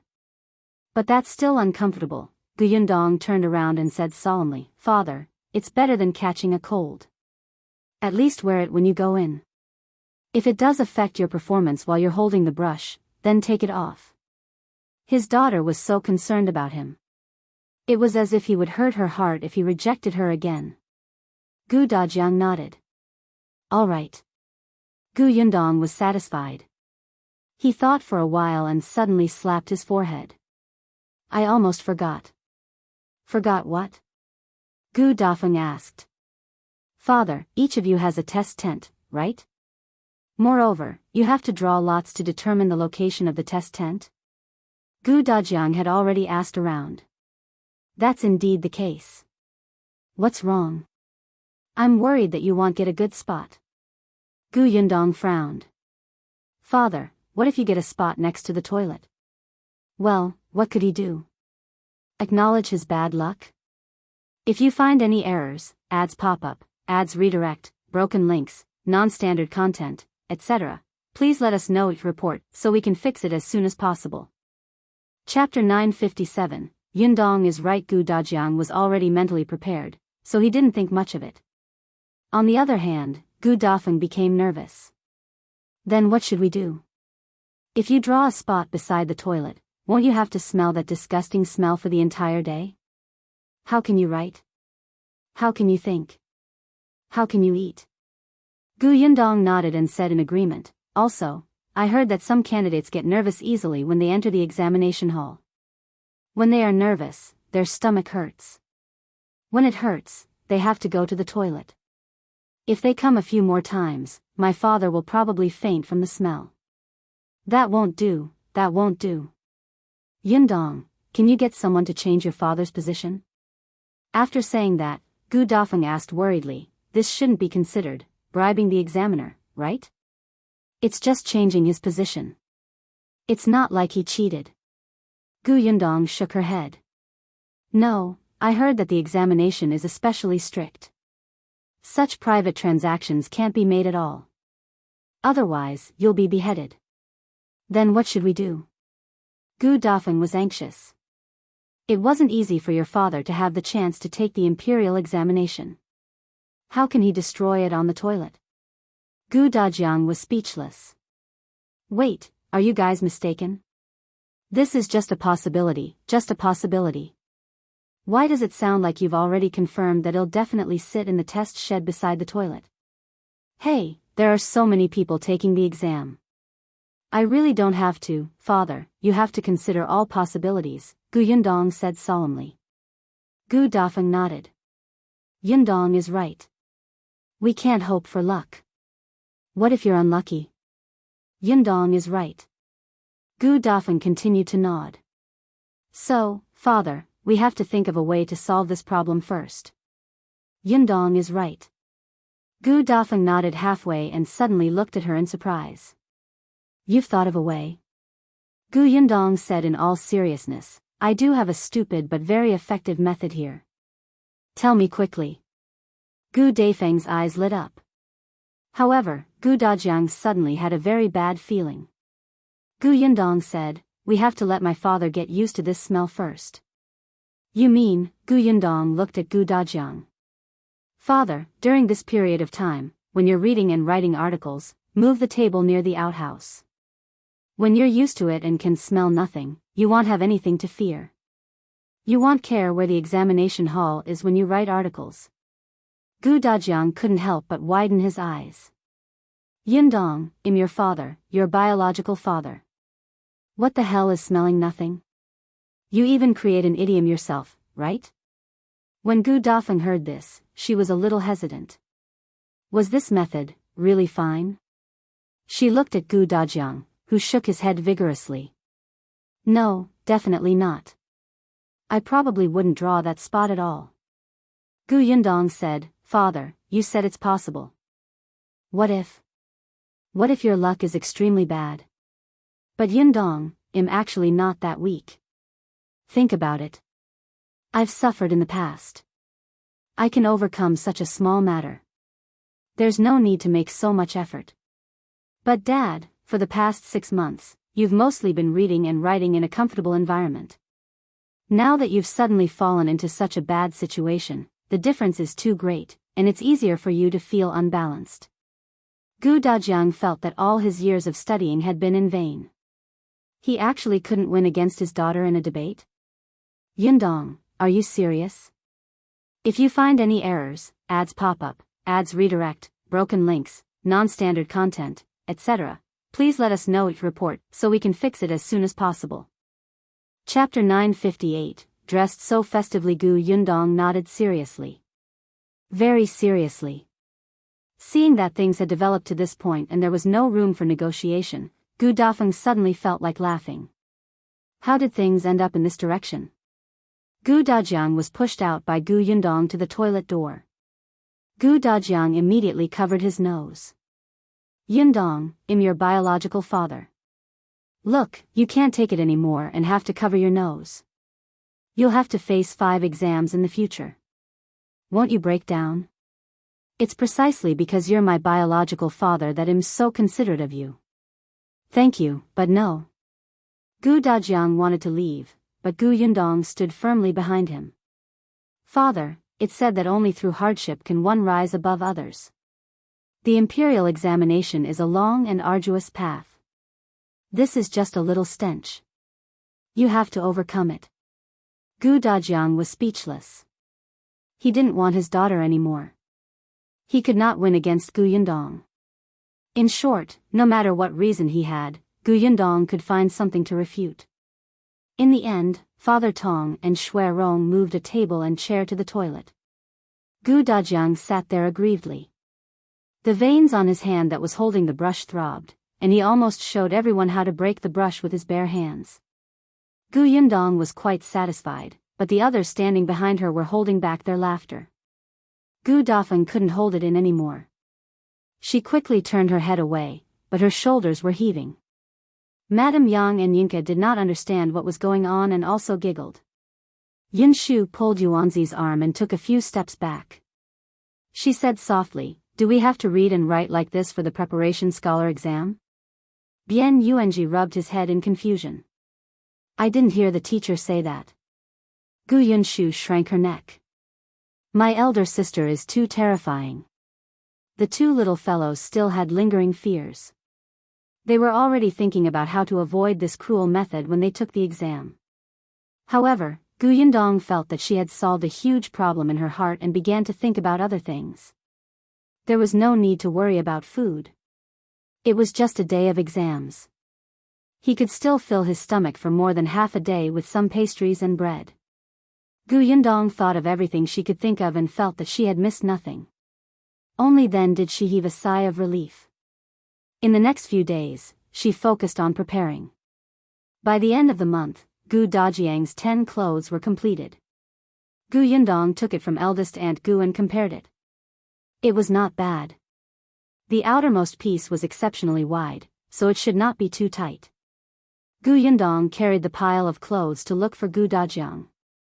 However, just as she reached the courtyard, she bumped into him.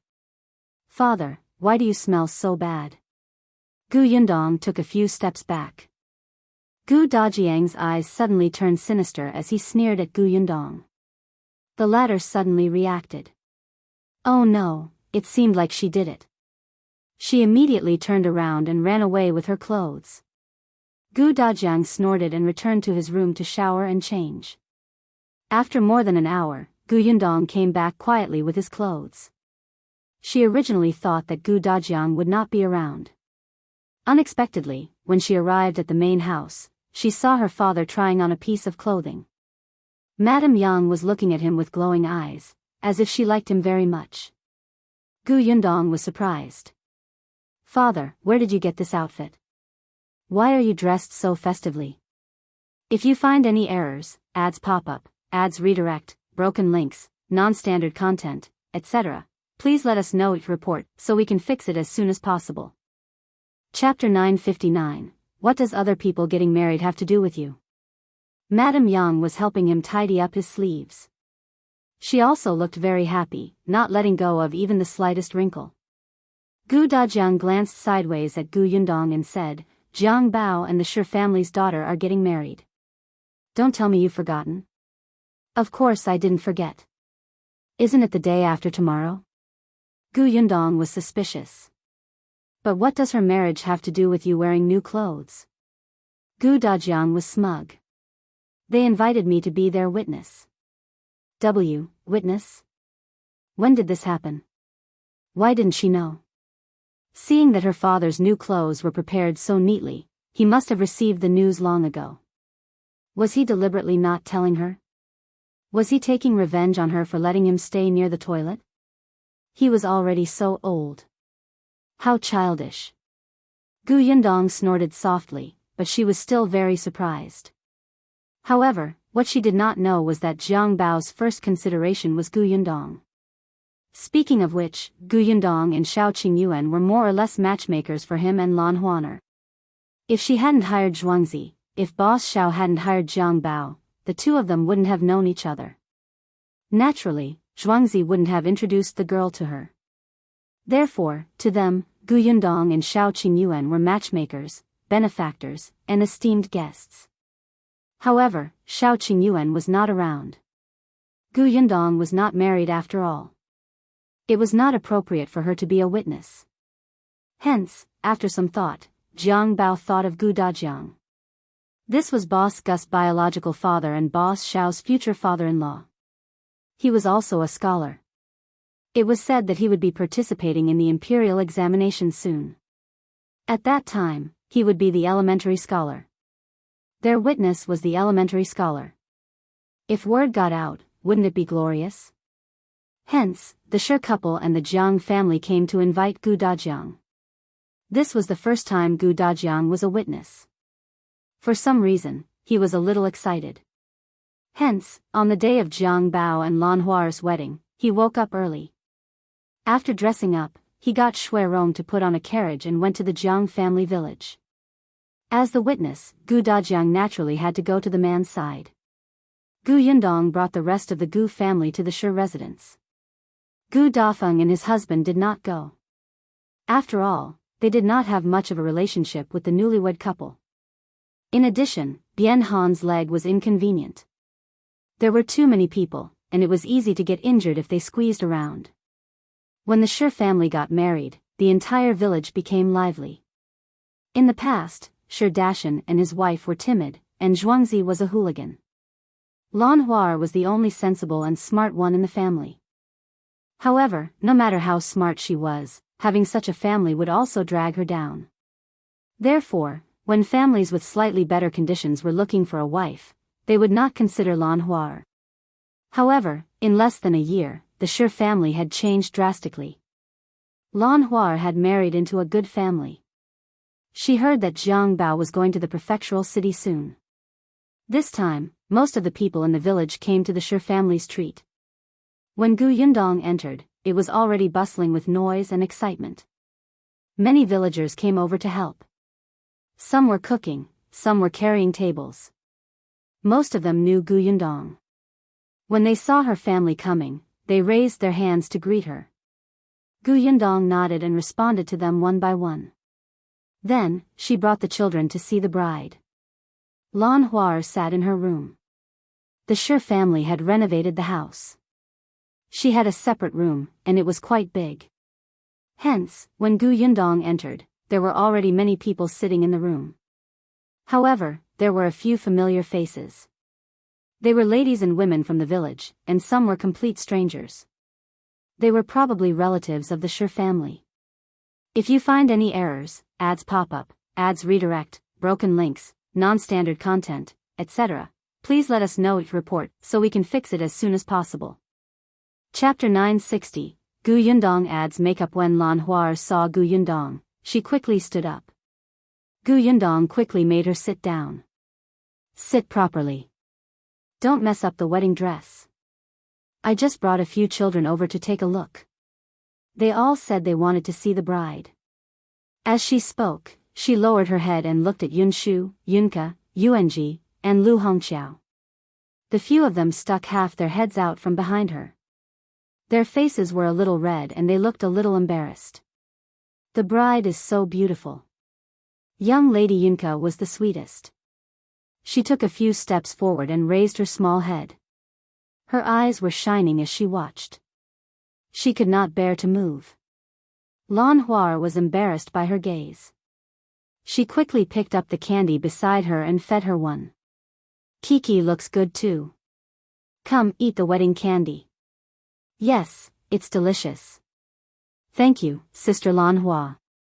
Lan Hua also distributed wedding candy to the other children, including Gu Yundong.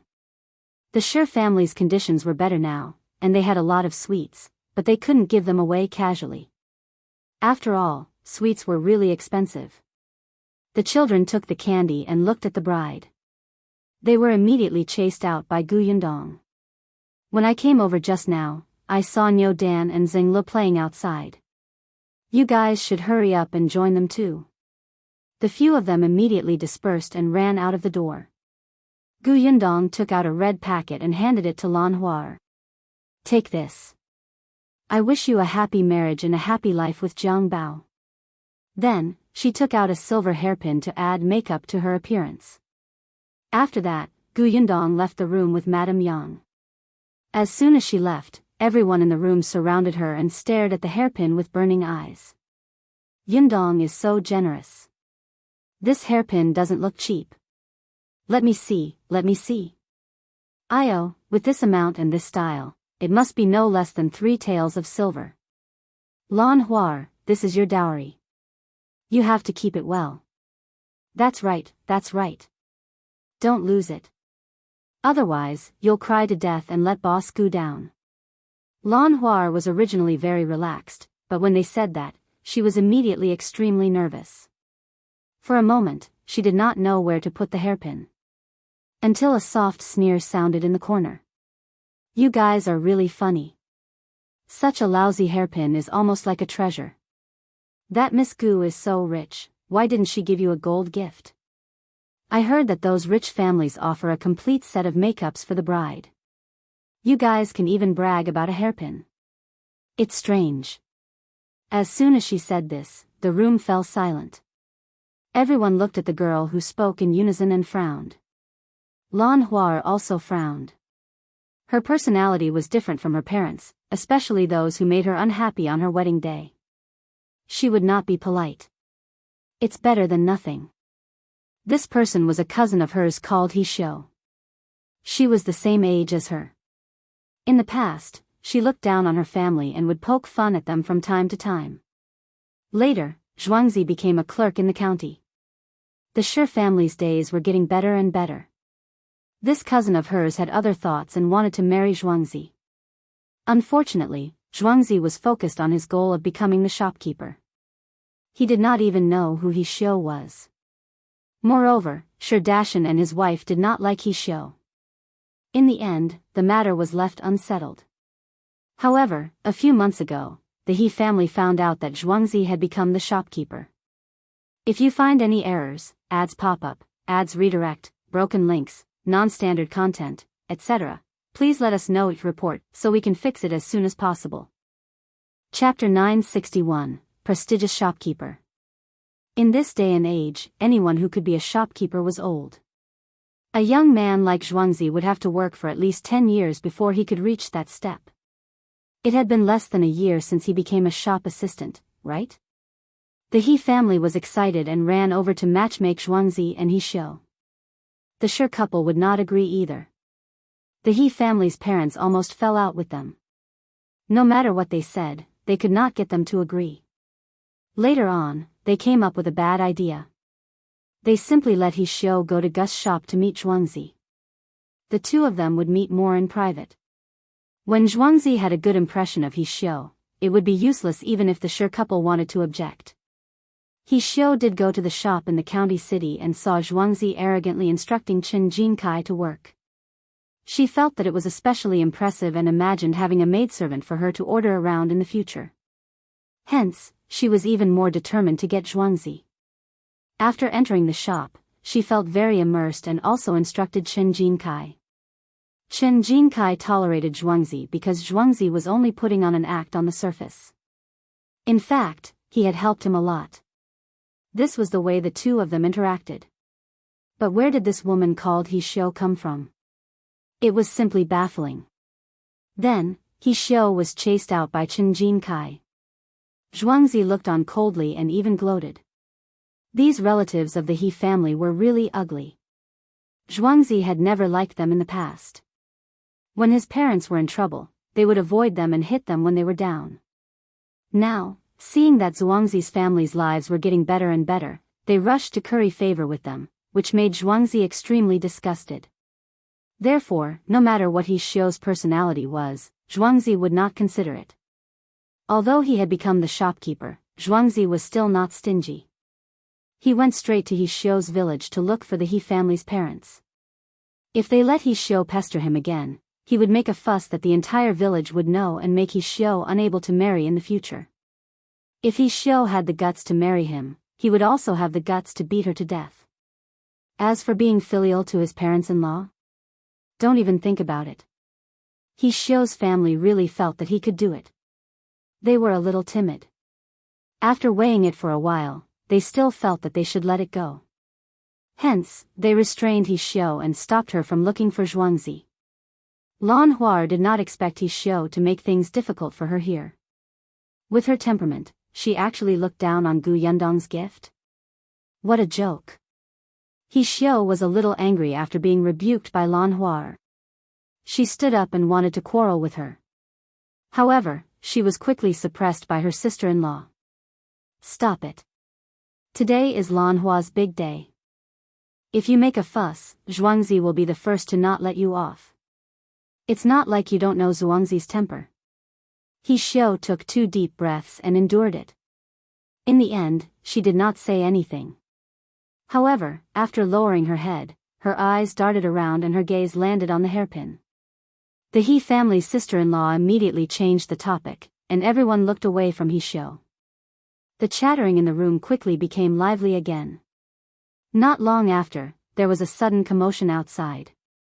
Immediately after, a child ran in and shouted, "The groom is here! The groom is here! He rode a tall horse over. He's so awe-inspiring." Everyone in the room stood up and chuckled as they asked Lan Huar to quickly cover her head. After a while, there was even more noise outside. There were a lot of people in the room. Soon, a portion of them went out. He Xiao also squeezed out of the crowd. If you find any errors, ads pop up, ads redirect, broken links, non-standard content, etc., please let us know each report so we can fix it as soon as possible. Chapter 962, Madame Yang is a fool. However, no one realized that He Xiao had something in her hand when she went out. Jiang Bao was blocked outside the door by Zhuangzi, Big Chen, and Gosheng.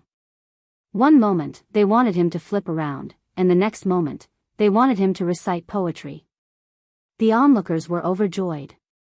However, Zhuangzi thought that he knew a few words and even pretended to come up with couplets, causing Yun Shu and the children to laugh. Jiang Bao was quick-witted. In addition, he called Ah Go, a skilled person, over to help. Not long after, the people in the courtyard could not stop them and let them in. Gu Yundong stood in the crowd and watched the commotion. She suddenly thought of Shao Qingyuan. She didn't know when he would be back, but she had received a letter from him 2 days ago. He only said that everything was going well and that he would try his best to rush back. After all, it was a messenger pigeon. It was not appropriate to write some confidential information on it. Gu Yundong slowly exhaled. When he looked over again, he saw that Jiang Bao had already been escorted into the bride's room by everyone. Soon, he carried the bride out. The group of people cheered over there, as if they had married a wife. Jiang Bao had specially gotten someone to carry a bridal sedan chair over. In this day and age, when one got married in the countryside, those who were really poor would directly walk back. Those with slightly better conditions would drive a carriage over to pick the wife up. It was the first time in Yongfu village that someone like Jiang Bao rode a tall horse and got someone to carry a red sedan chair. Update by N0 of Go. C0 The villagers were extremely envious, especially those young wives. When they thought about how their weddings had been cold and cheerless previously, but Lan Huar could sit in the bridal sedan chair, their hearts itched. Lan Huar will enjoy life in the future. That's right. Who would have thought that the Shi family would have such good fortune a year ago? The Shi family is lucky. They're following the Gu family now. When Lan Huar returns to the family, I heard that Zhuangzi and the Shi family's son-in-law are going to the prefectural city. He Xiao was very disdainful when she heard this. Just wait. She wanted to see if the Gu family would always take care of the Shi family in the future. Lan Huar was taken away. Shi Dashan and his wife were reluctant, and their eyes were red. Even though Jiang Bao had repeatedly promised to take good care of Lan Huar and not let her suffer, they were still worried.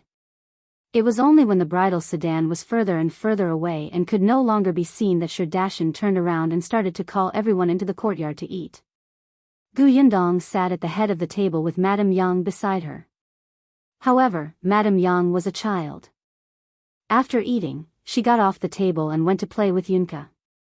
Gu Yundong let her be and only let Lu Hongxiu keep an eye on her. When He Xiao saw Madame Yang leave, she hurriedly swallowed the meat in her mouth. She put down her chopsticks reluctantly and hurriedly followed. Madame Yang liked to play with children. In the past, there were children who secretly scolded her for being a fool. Later on, the Gu family became better and better, and Gu Yundong became more and more domineering. These children were reminded by the adults not to offend the Gu family. Moreover, because Yun Shu was good at her studies and had a lot of experience, she had vaguely become the king of children in this village. Therefore, when Madame Yang came over, the children were also very friendly to her. However, He Xiu frowned. It was mainly because Lu Hongxiu was watching over Madame Yang, so she couldn't find a chance to get close to her. He Xiu had already thought it through. Madame Yang was a fool. She was easy to deceive and trust. She would tell Madame Yang that the hairpin belonged to the Gu family and was worth a lot of money. It was a pity to give it to someone else. Wouldn't it be good to leave it for her daughter as a dowry in the future? She could make her daughter proud later. If you find any errors, ads pop up, ads redirect, broken links, non-standard content, etc., please let us know your report so we can fix it as soon as possible. Chapter 963. Approaching Madame Yang. He Xiu had heard that Madame Yang doted on Gu Yundong very much. Even if she was a fool, she would protect her daughter. Therefore, it was definitely not a problem for her to encourage Madame Yang to bring the hairpin back. Of course, she had already secretly taken out the hairpin and placed it somewhere easy to obtain. This way, Madame Yang would be a thief. Gu Yundong would definitely not be able to tell anyone about this. Otherwise, it would ruin her mother's reputation. That hairpin could not be used in the future. It could not be seen by everyone. It could only be hidden forever. As for Lan Huar, she would definitely find out that the hairpin was missing when she counted the dowry the next day. Considering how much she valued the Gu family, she definitely had to find this hairpin. Otherwise, it would be difficult for her to explain herself if the Gu family asked about it in the future. Of course, if she did not want to make a fuss, she still had him, right? She could still make a fuss by pushing him from behind. That fool, Madame Yang, might even shout it out herself. In that case, it would be strange if the Gu family and the Shi family could continue to be friends. Ha ha ha ha, He Xiu couldn't help but laugh at the thought. And yet, she had a good plan, but that brat Lu Hongxiu had been following Madame Yang, so she had no way to do anything. He Xiu was a little anxious. If this continued, Gu Yundong and the rest would finish their banquet. After a while, her eyes suddenly darted around. She simply pulled a girl about her age along and joined the children in playing. The children were stunned for a moment, but Madame Yang was very happy. After all, these children were shorter than her. She was overjoyed that the two newcomers were as tall as her. Lu Hongxiu, who was standing at the back, narrowed her eyes slightly. She was not following Madame Yang. As long as Madame Yang was in her line of sight, there was nothing to worry about. She just felt that this girl who suddenly appeared beside Madame Yang was strange. Lu Hongxiu was meticulous, so she paid more attention. Soon, she realized that this girl would come to Madame Yang's side from time to time and mutter. She looked like she was joking, but the scheme in her eyes could not be hidden from her. After all, He Xiu was inexperienced. It was not enough to play tricks in front of Lu Hongxiu. Lu Hongxiu did not know what she wanted to do and could only watch. However, she still called her sister, Lu Hongxiao, over and asked her to inform Mississippi Gu Yundong had already finished eating, but she could not leave halfway. In addition, the person at the table had been talking to her, so she could only continue to sit. Unexpectedly, Lu Hongxiao ran over and secretly told her that someone had designs on Madame Yang. Gu Yundong narrowed her eyes. TSK, someone actually had designs on her mother again. Last time, there was Jiang Yongkang. Who was so blind this time? She just didn't know if they wanted to harm her mother or if they wanted her help. Gu Yundong got up, informed Shi Dashan and his wife, and followed Lu Hongxiao out. Lu Hongxiu was standing outside the door. When she saw her, she hurriedly called out, "Mississippi." "Yes, how's my mother?" "Who's the person who approached her?" Unexpectedly, Lu Hongxiu had a strange expression on her face. She looked at Gu Yundong as if she wanted to say something but hesitated. Gu Yundong raised her eyebrows and looked forward, but she did not see Madame Yang. "Where's my mother?" She frowned. Lu Hongxiu was not with Madame Yang? "It's over there." I'll bring Miss over." As Lu Hongxiu spoke, she led Gu Yundong to a corner not far away. If you find any errors, ads pop up, ads redirect, broken links, non-standard content, etc. Please let us know your report so we can fix it as soon as possible. Chapter 964. I squeezed it back before she reached the corner of the wall. She heard begging sounds coming from inside. The voice wasn't loud. When she got closer, she could vaguely hear the words, "Stop hitting me." Hit? Gu Yundong frowned and turned to look at Lu Hongxiu. The latter nodded and said, "It's the girl called He Xiu." Gu Yundong took a few steps forward and turned the corner. He saw a few children surrounding a girl, their little fists landing on her. Yun Shu snorted. "Who asked you to bully my mother? Do you think we're blind? How dare you be so unscrupulous in front of me? It'll be unfilial if I don't hit you." "Yes, unfilial."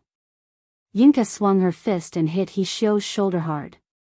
It was just that her position was not very good, and her own hand hurt to death. The little girl immediately changed her leg and kicked her. He Xiu had a ball of cloth in her mouth and was trying hard to spit it out. She finally shook it off and quickly said, "Let go of me quickly, or I'll call for help." At this moment, her hand was pressed back by Madame Yang. Madame Yang was very strong. She was used to doing farm work in the past. Now that her family's conditions were better, she still liked to do it, especially those potted plants. It took a lot of strength to move them around. There was nothing wrong with restraining a little girl like He Xiu.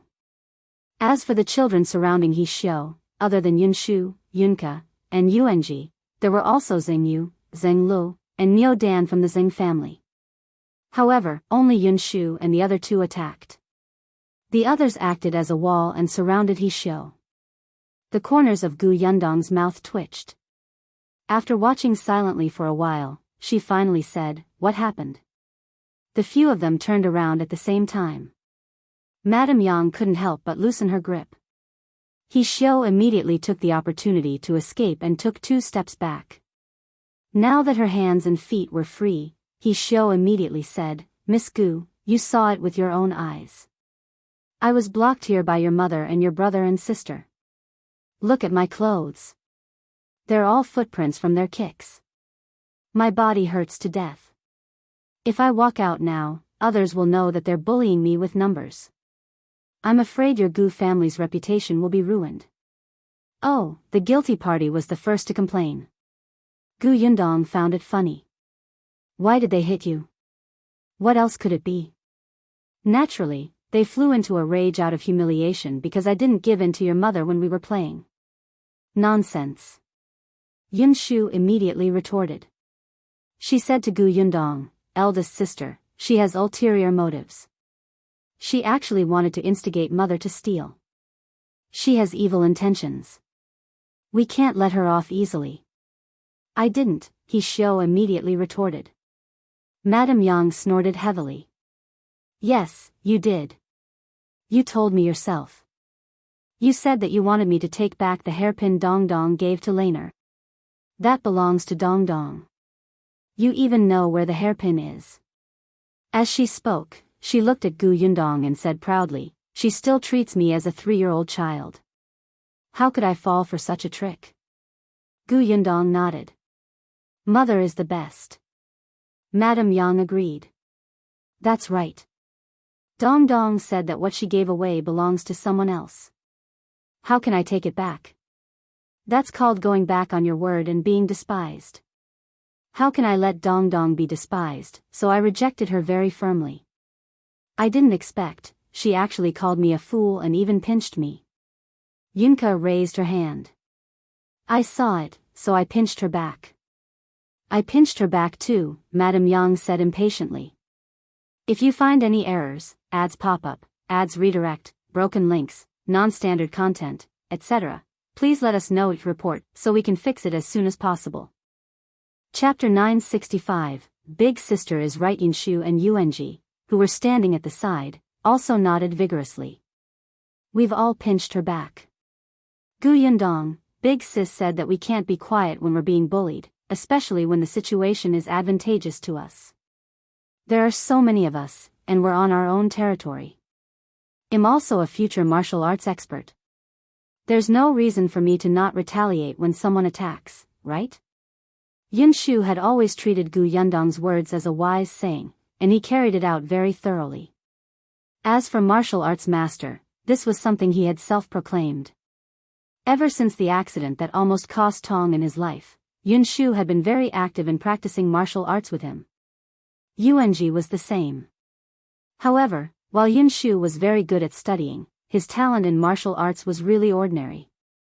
Still, he was very hardworking and firmly believed that he would definitely be an expert in the future. Gu Yundong nodded.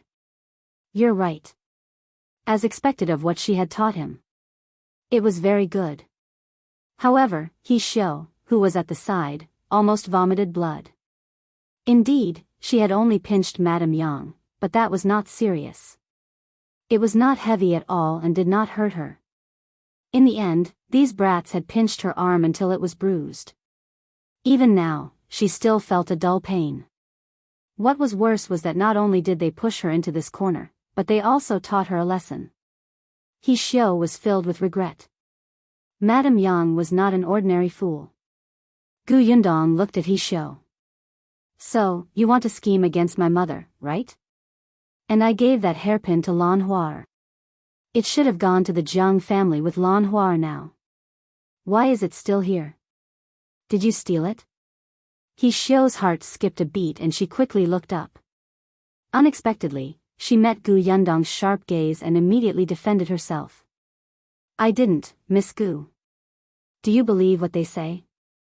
The children just don't like me and are messing with me. I've never said anything about a hairpin. Never. If you don't believe me, look at your mother. Do you see any traces of me pinching her? After saying that, she wanted to walk out. Forget it, I won't argue with the children. I'm unlucky. Can I leave? He Xiu wanted to leave before Gu Yundong could react. Unfortunately, just as she turned around, Tong Shuetao stood behind her. Immediately after, Gu Yundong's faint voice sounded from behind.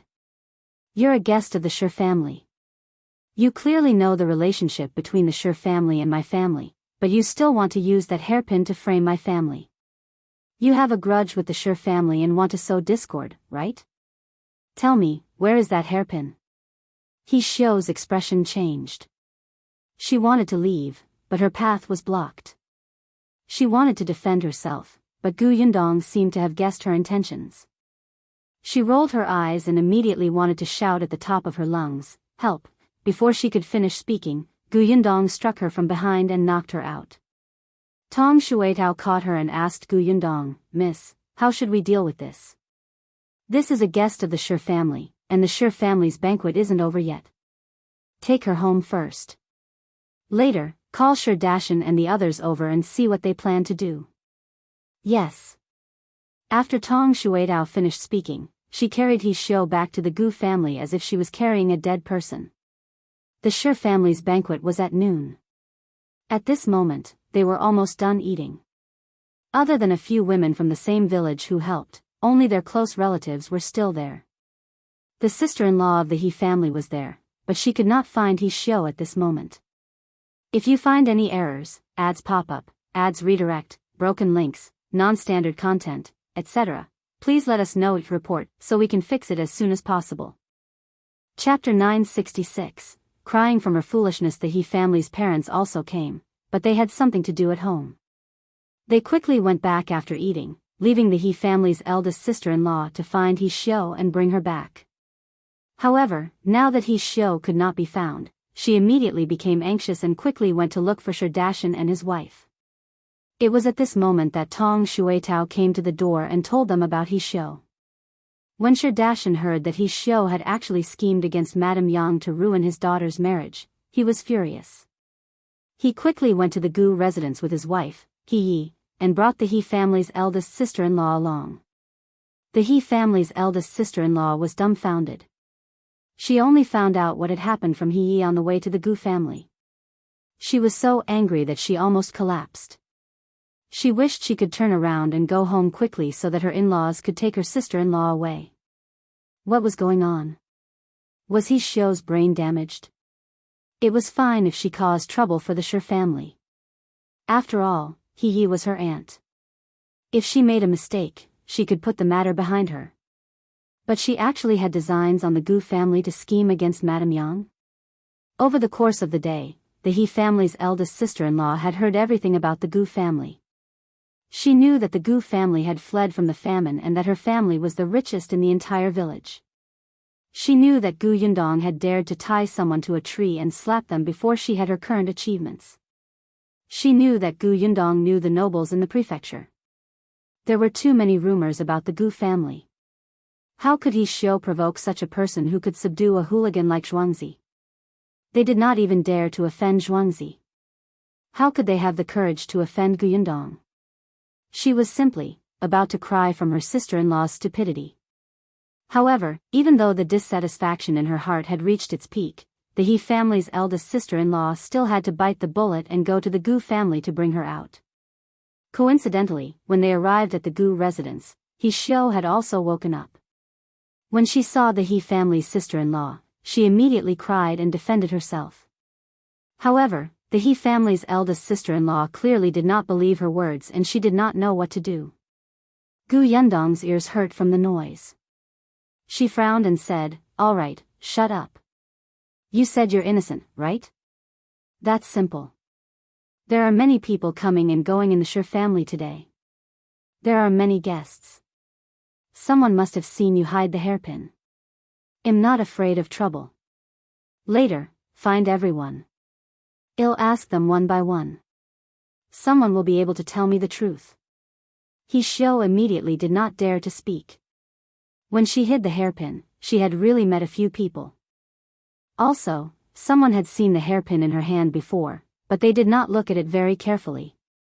Moreover, that person was not in Lan Huar's room at that time.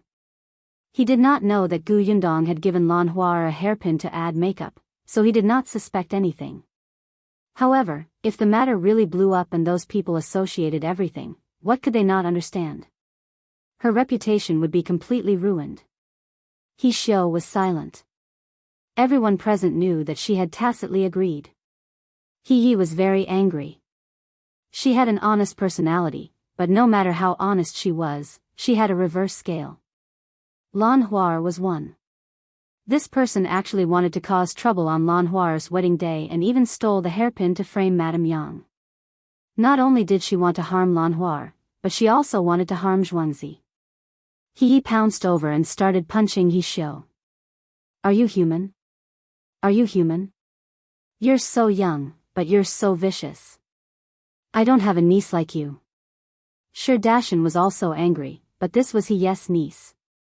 He was only a remote relative, so it was not appropriate for him to make a move. If you find any errors, ads pop up, ads redirect, broken links, non-standard content, etc., please let us know each report so we can fix it as soon as possible. Chapter 967, different from what I thought. Hence, only the eldest daughter-in-law of the He family went up to stop her. "Aunt, calm down first. It's indeed He Xiu's fault. Can you get her to apologize to you?" He Xiu dodged twice but failed. She wanted to retaliate, but she was glared at by the He family's sister-in-law. Coupled with Sherdashan's shout, she allowed He Yi to hit her again. When He Yi was pulled away, Gu Yundong asked, "Uncle Shi, how do you plan to deal with this matter?" Sherdashan and He Yi looked at each other. How should they deal with it? To be honest, they could not do anything to He Xiu.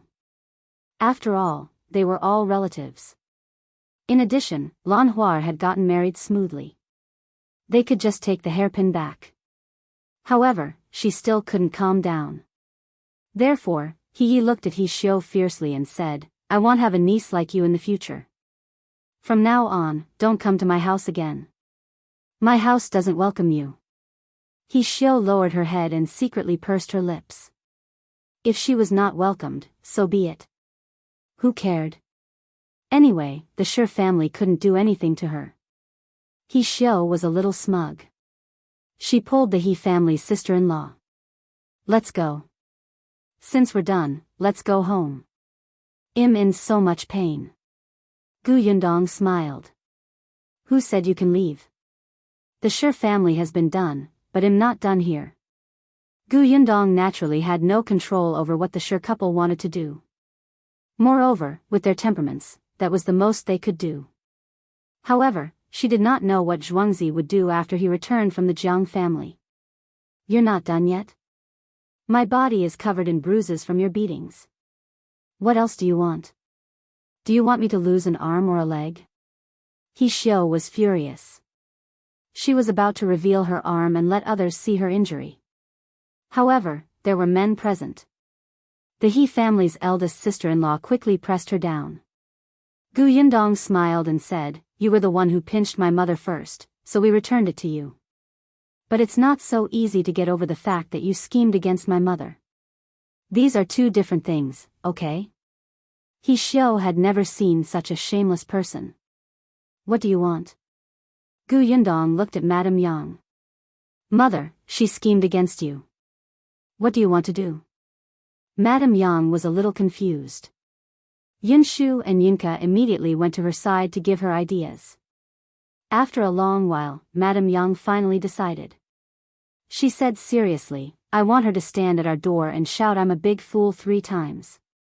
Gu Yundong, so you guys discussed for so long and came to this conclusion? At least ask her for compensation for mental damage, right?" But seeing that Madame Yang, Yunshu, and Yinka seemed quite satisfied, Gu Yundong could only rub her forehead and agree. He Xiao screamed, "Are you guys crazy? I'm not going." If she did as she was told, how would she have any face in the future? Yongfu village was not far from her village. Later, all the villagers would know. How could she get married? Gu Yundong did not care. If you don't do it, then prepare to go back without an arm or a leg. You're going too far. Don't do things whose consequences are unbearable.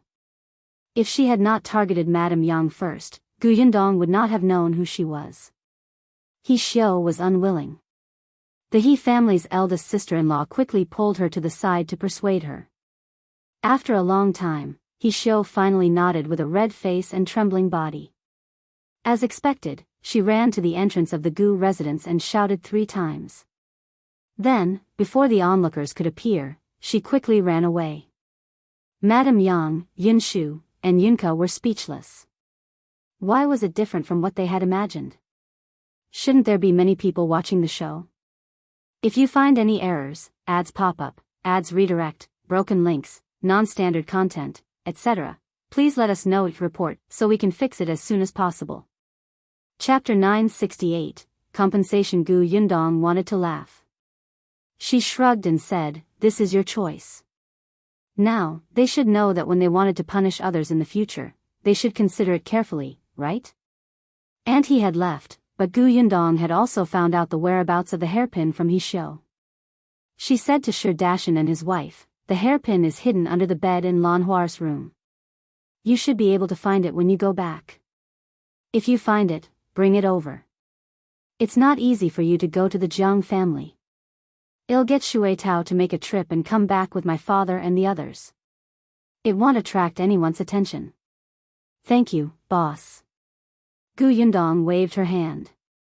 Shi Dashan and his wife were still a little ashamed. After all, it was their relatives who caused this. If not for the Gu family's bright minds, they would have really suffered. The 2 of them quickly returned home. There were still some guests at home, so they stayed behind to help eat dinner. While Shi Dashan was entertaining them, he found the hairpin and rushed to the Gu residence. Just like that, a small storm subsided until Zhuangzi returned. He came back very late. As the brother-in-law, he had to stay at the Jiang family's wedding banquet after sending her off. He was forced to drink a lot and was dizzy. He only woke up the next day. Unexpectedly, when he woke up and heard his parents mention the hairpin, he exploded on the spot. After washing his face, Zhuangzi went straight to the He family. He was not someone to be trifled with, especially when it came to the He family, who did not treat them as family at all. He kicked over the basket in the He family's courtyard. Then, he asked He Xiao for compensation, but the He family refused. Uncle He even scolded Zhuangzi for being unfilial and disrespectful to his elders. Zhuangzi almost broke his hand. In any case, his sister was already married, and he was not in a hurry to get married. He did not care about reputation at all. He directly started fighting with his uncle.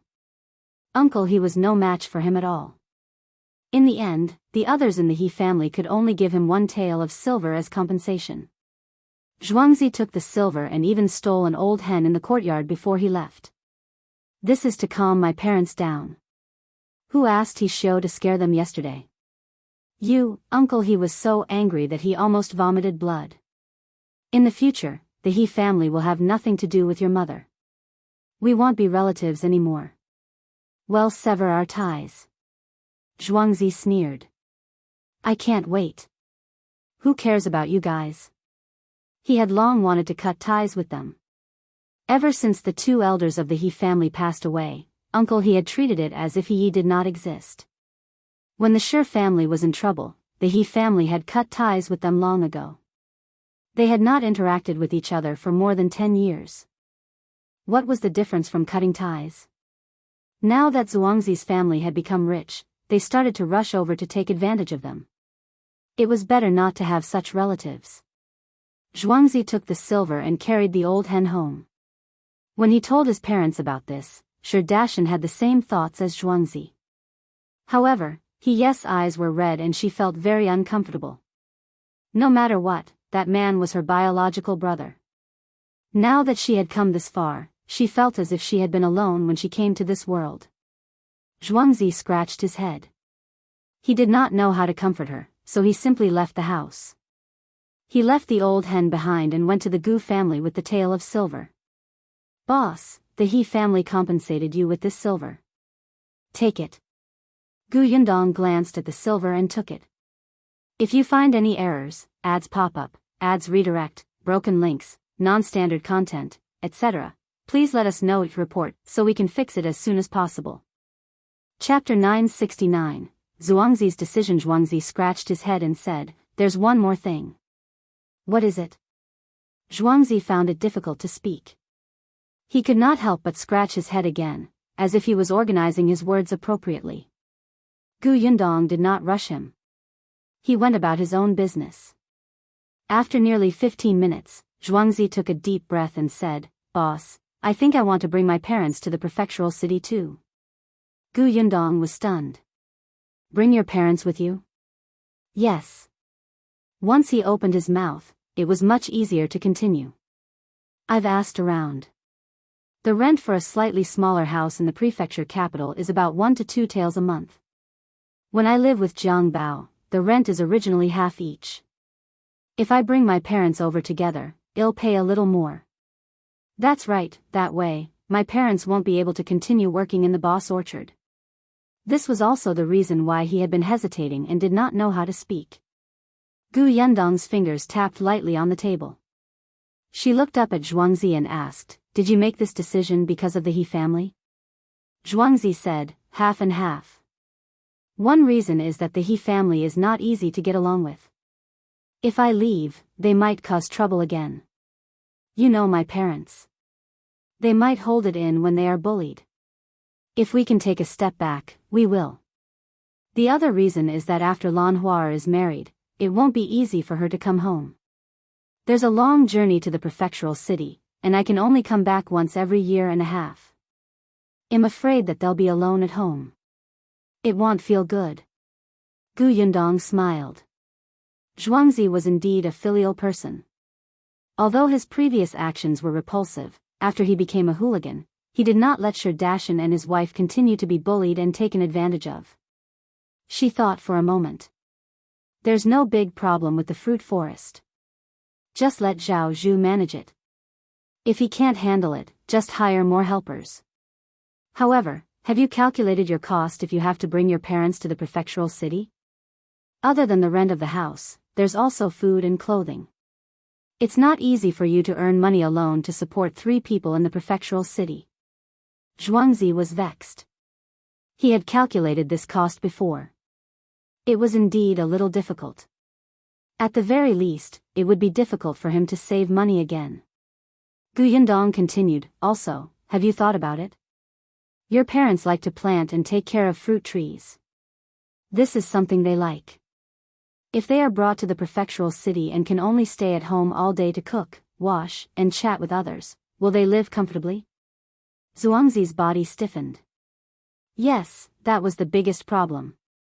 Upped at TE by Nov 0. C0 he wanted his parents not to work too hard and enjoy life, but he also wanted them to do what they liked to do. However, how could anyone get all the good things in this world? Zhuangzi immediately felt conflicted. In that case, he couldn't bring his parents to the prefectural city.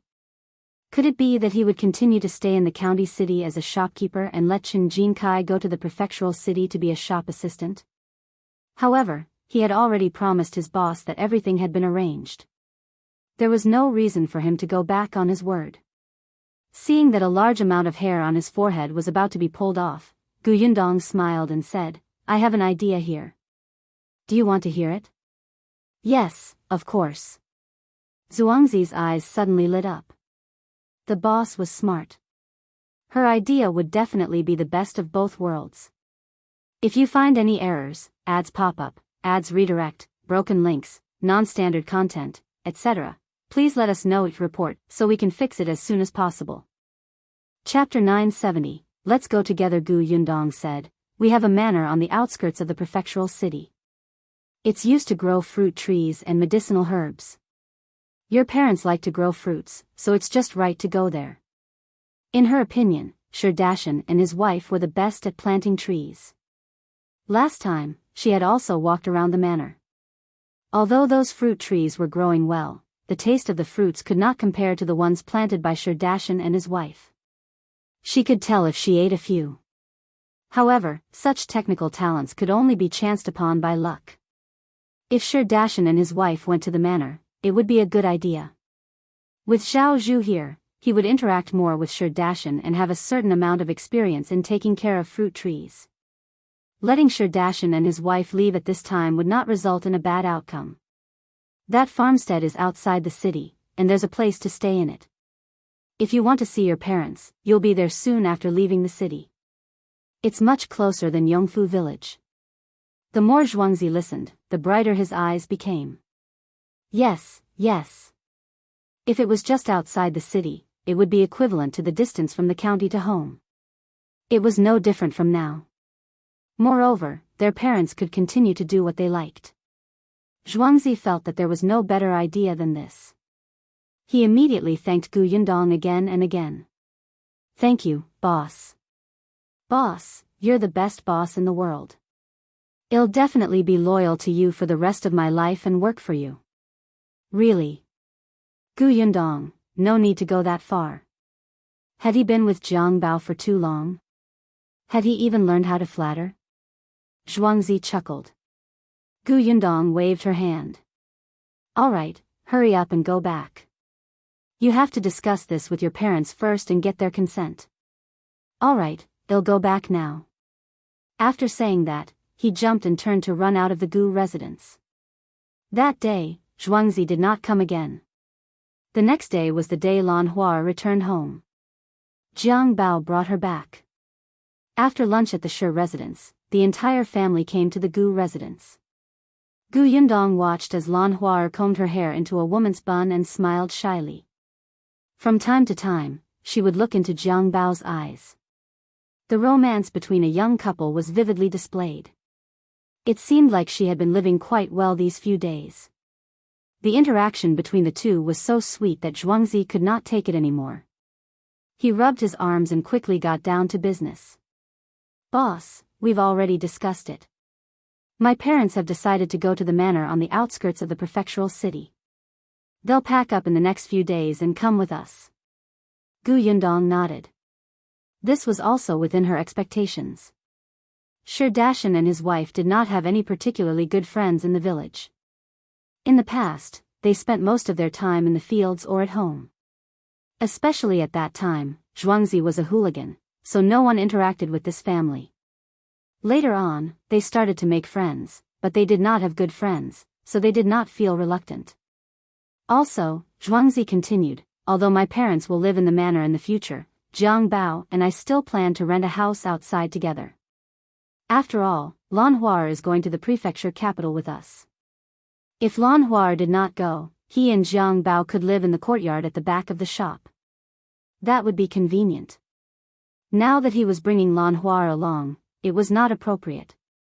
Anyway, they were a family, so they might as well rent a house outside. Gu Yundong's face lit up. Is Lan Hua truly going there? If you find any errors, ads pop up, ads redirect, broken links, non-standard content, etc., please let us know each report so we can fix it as soon as possible.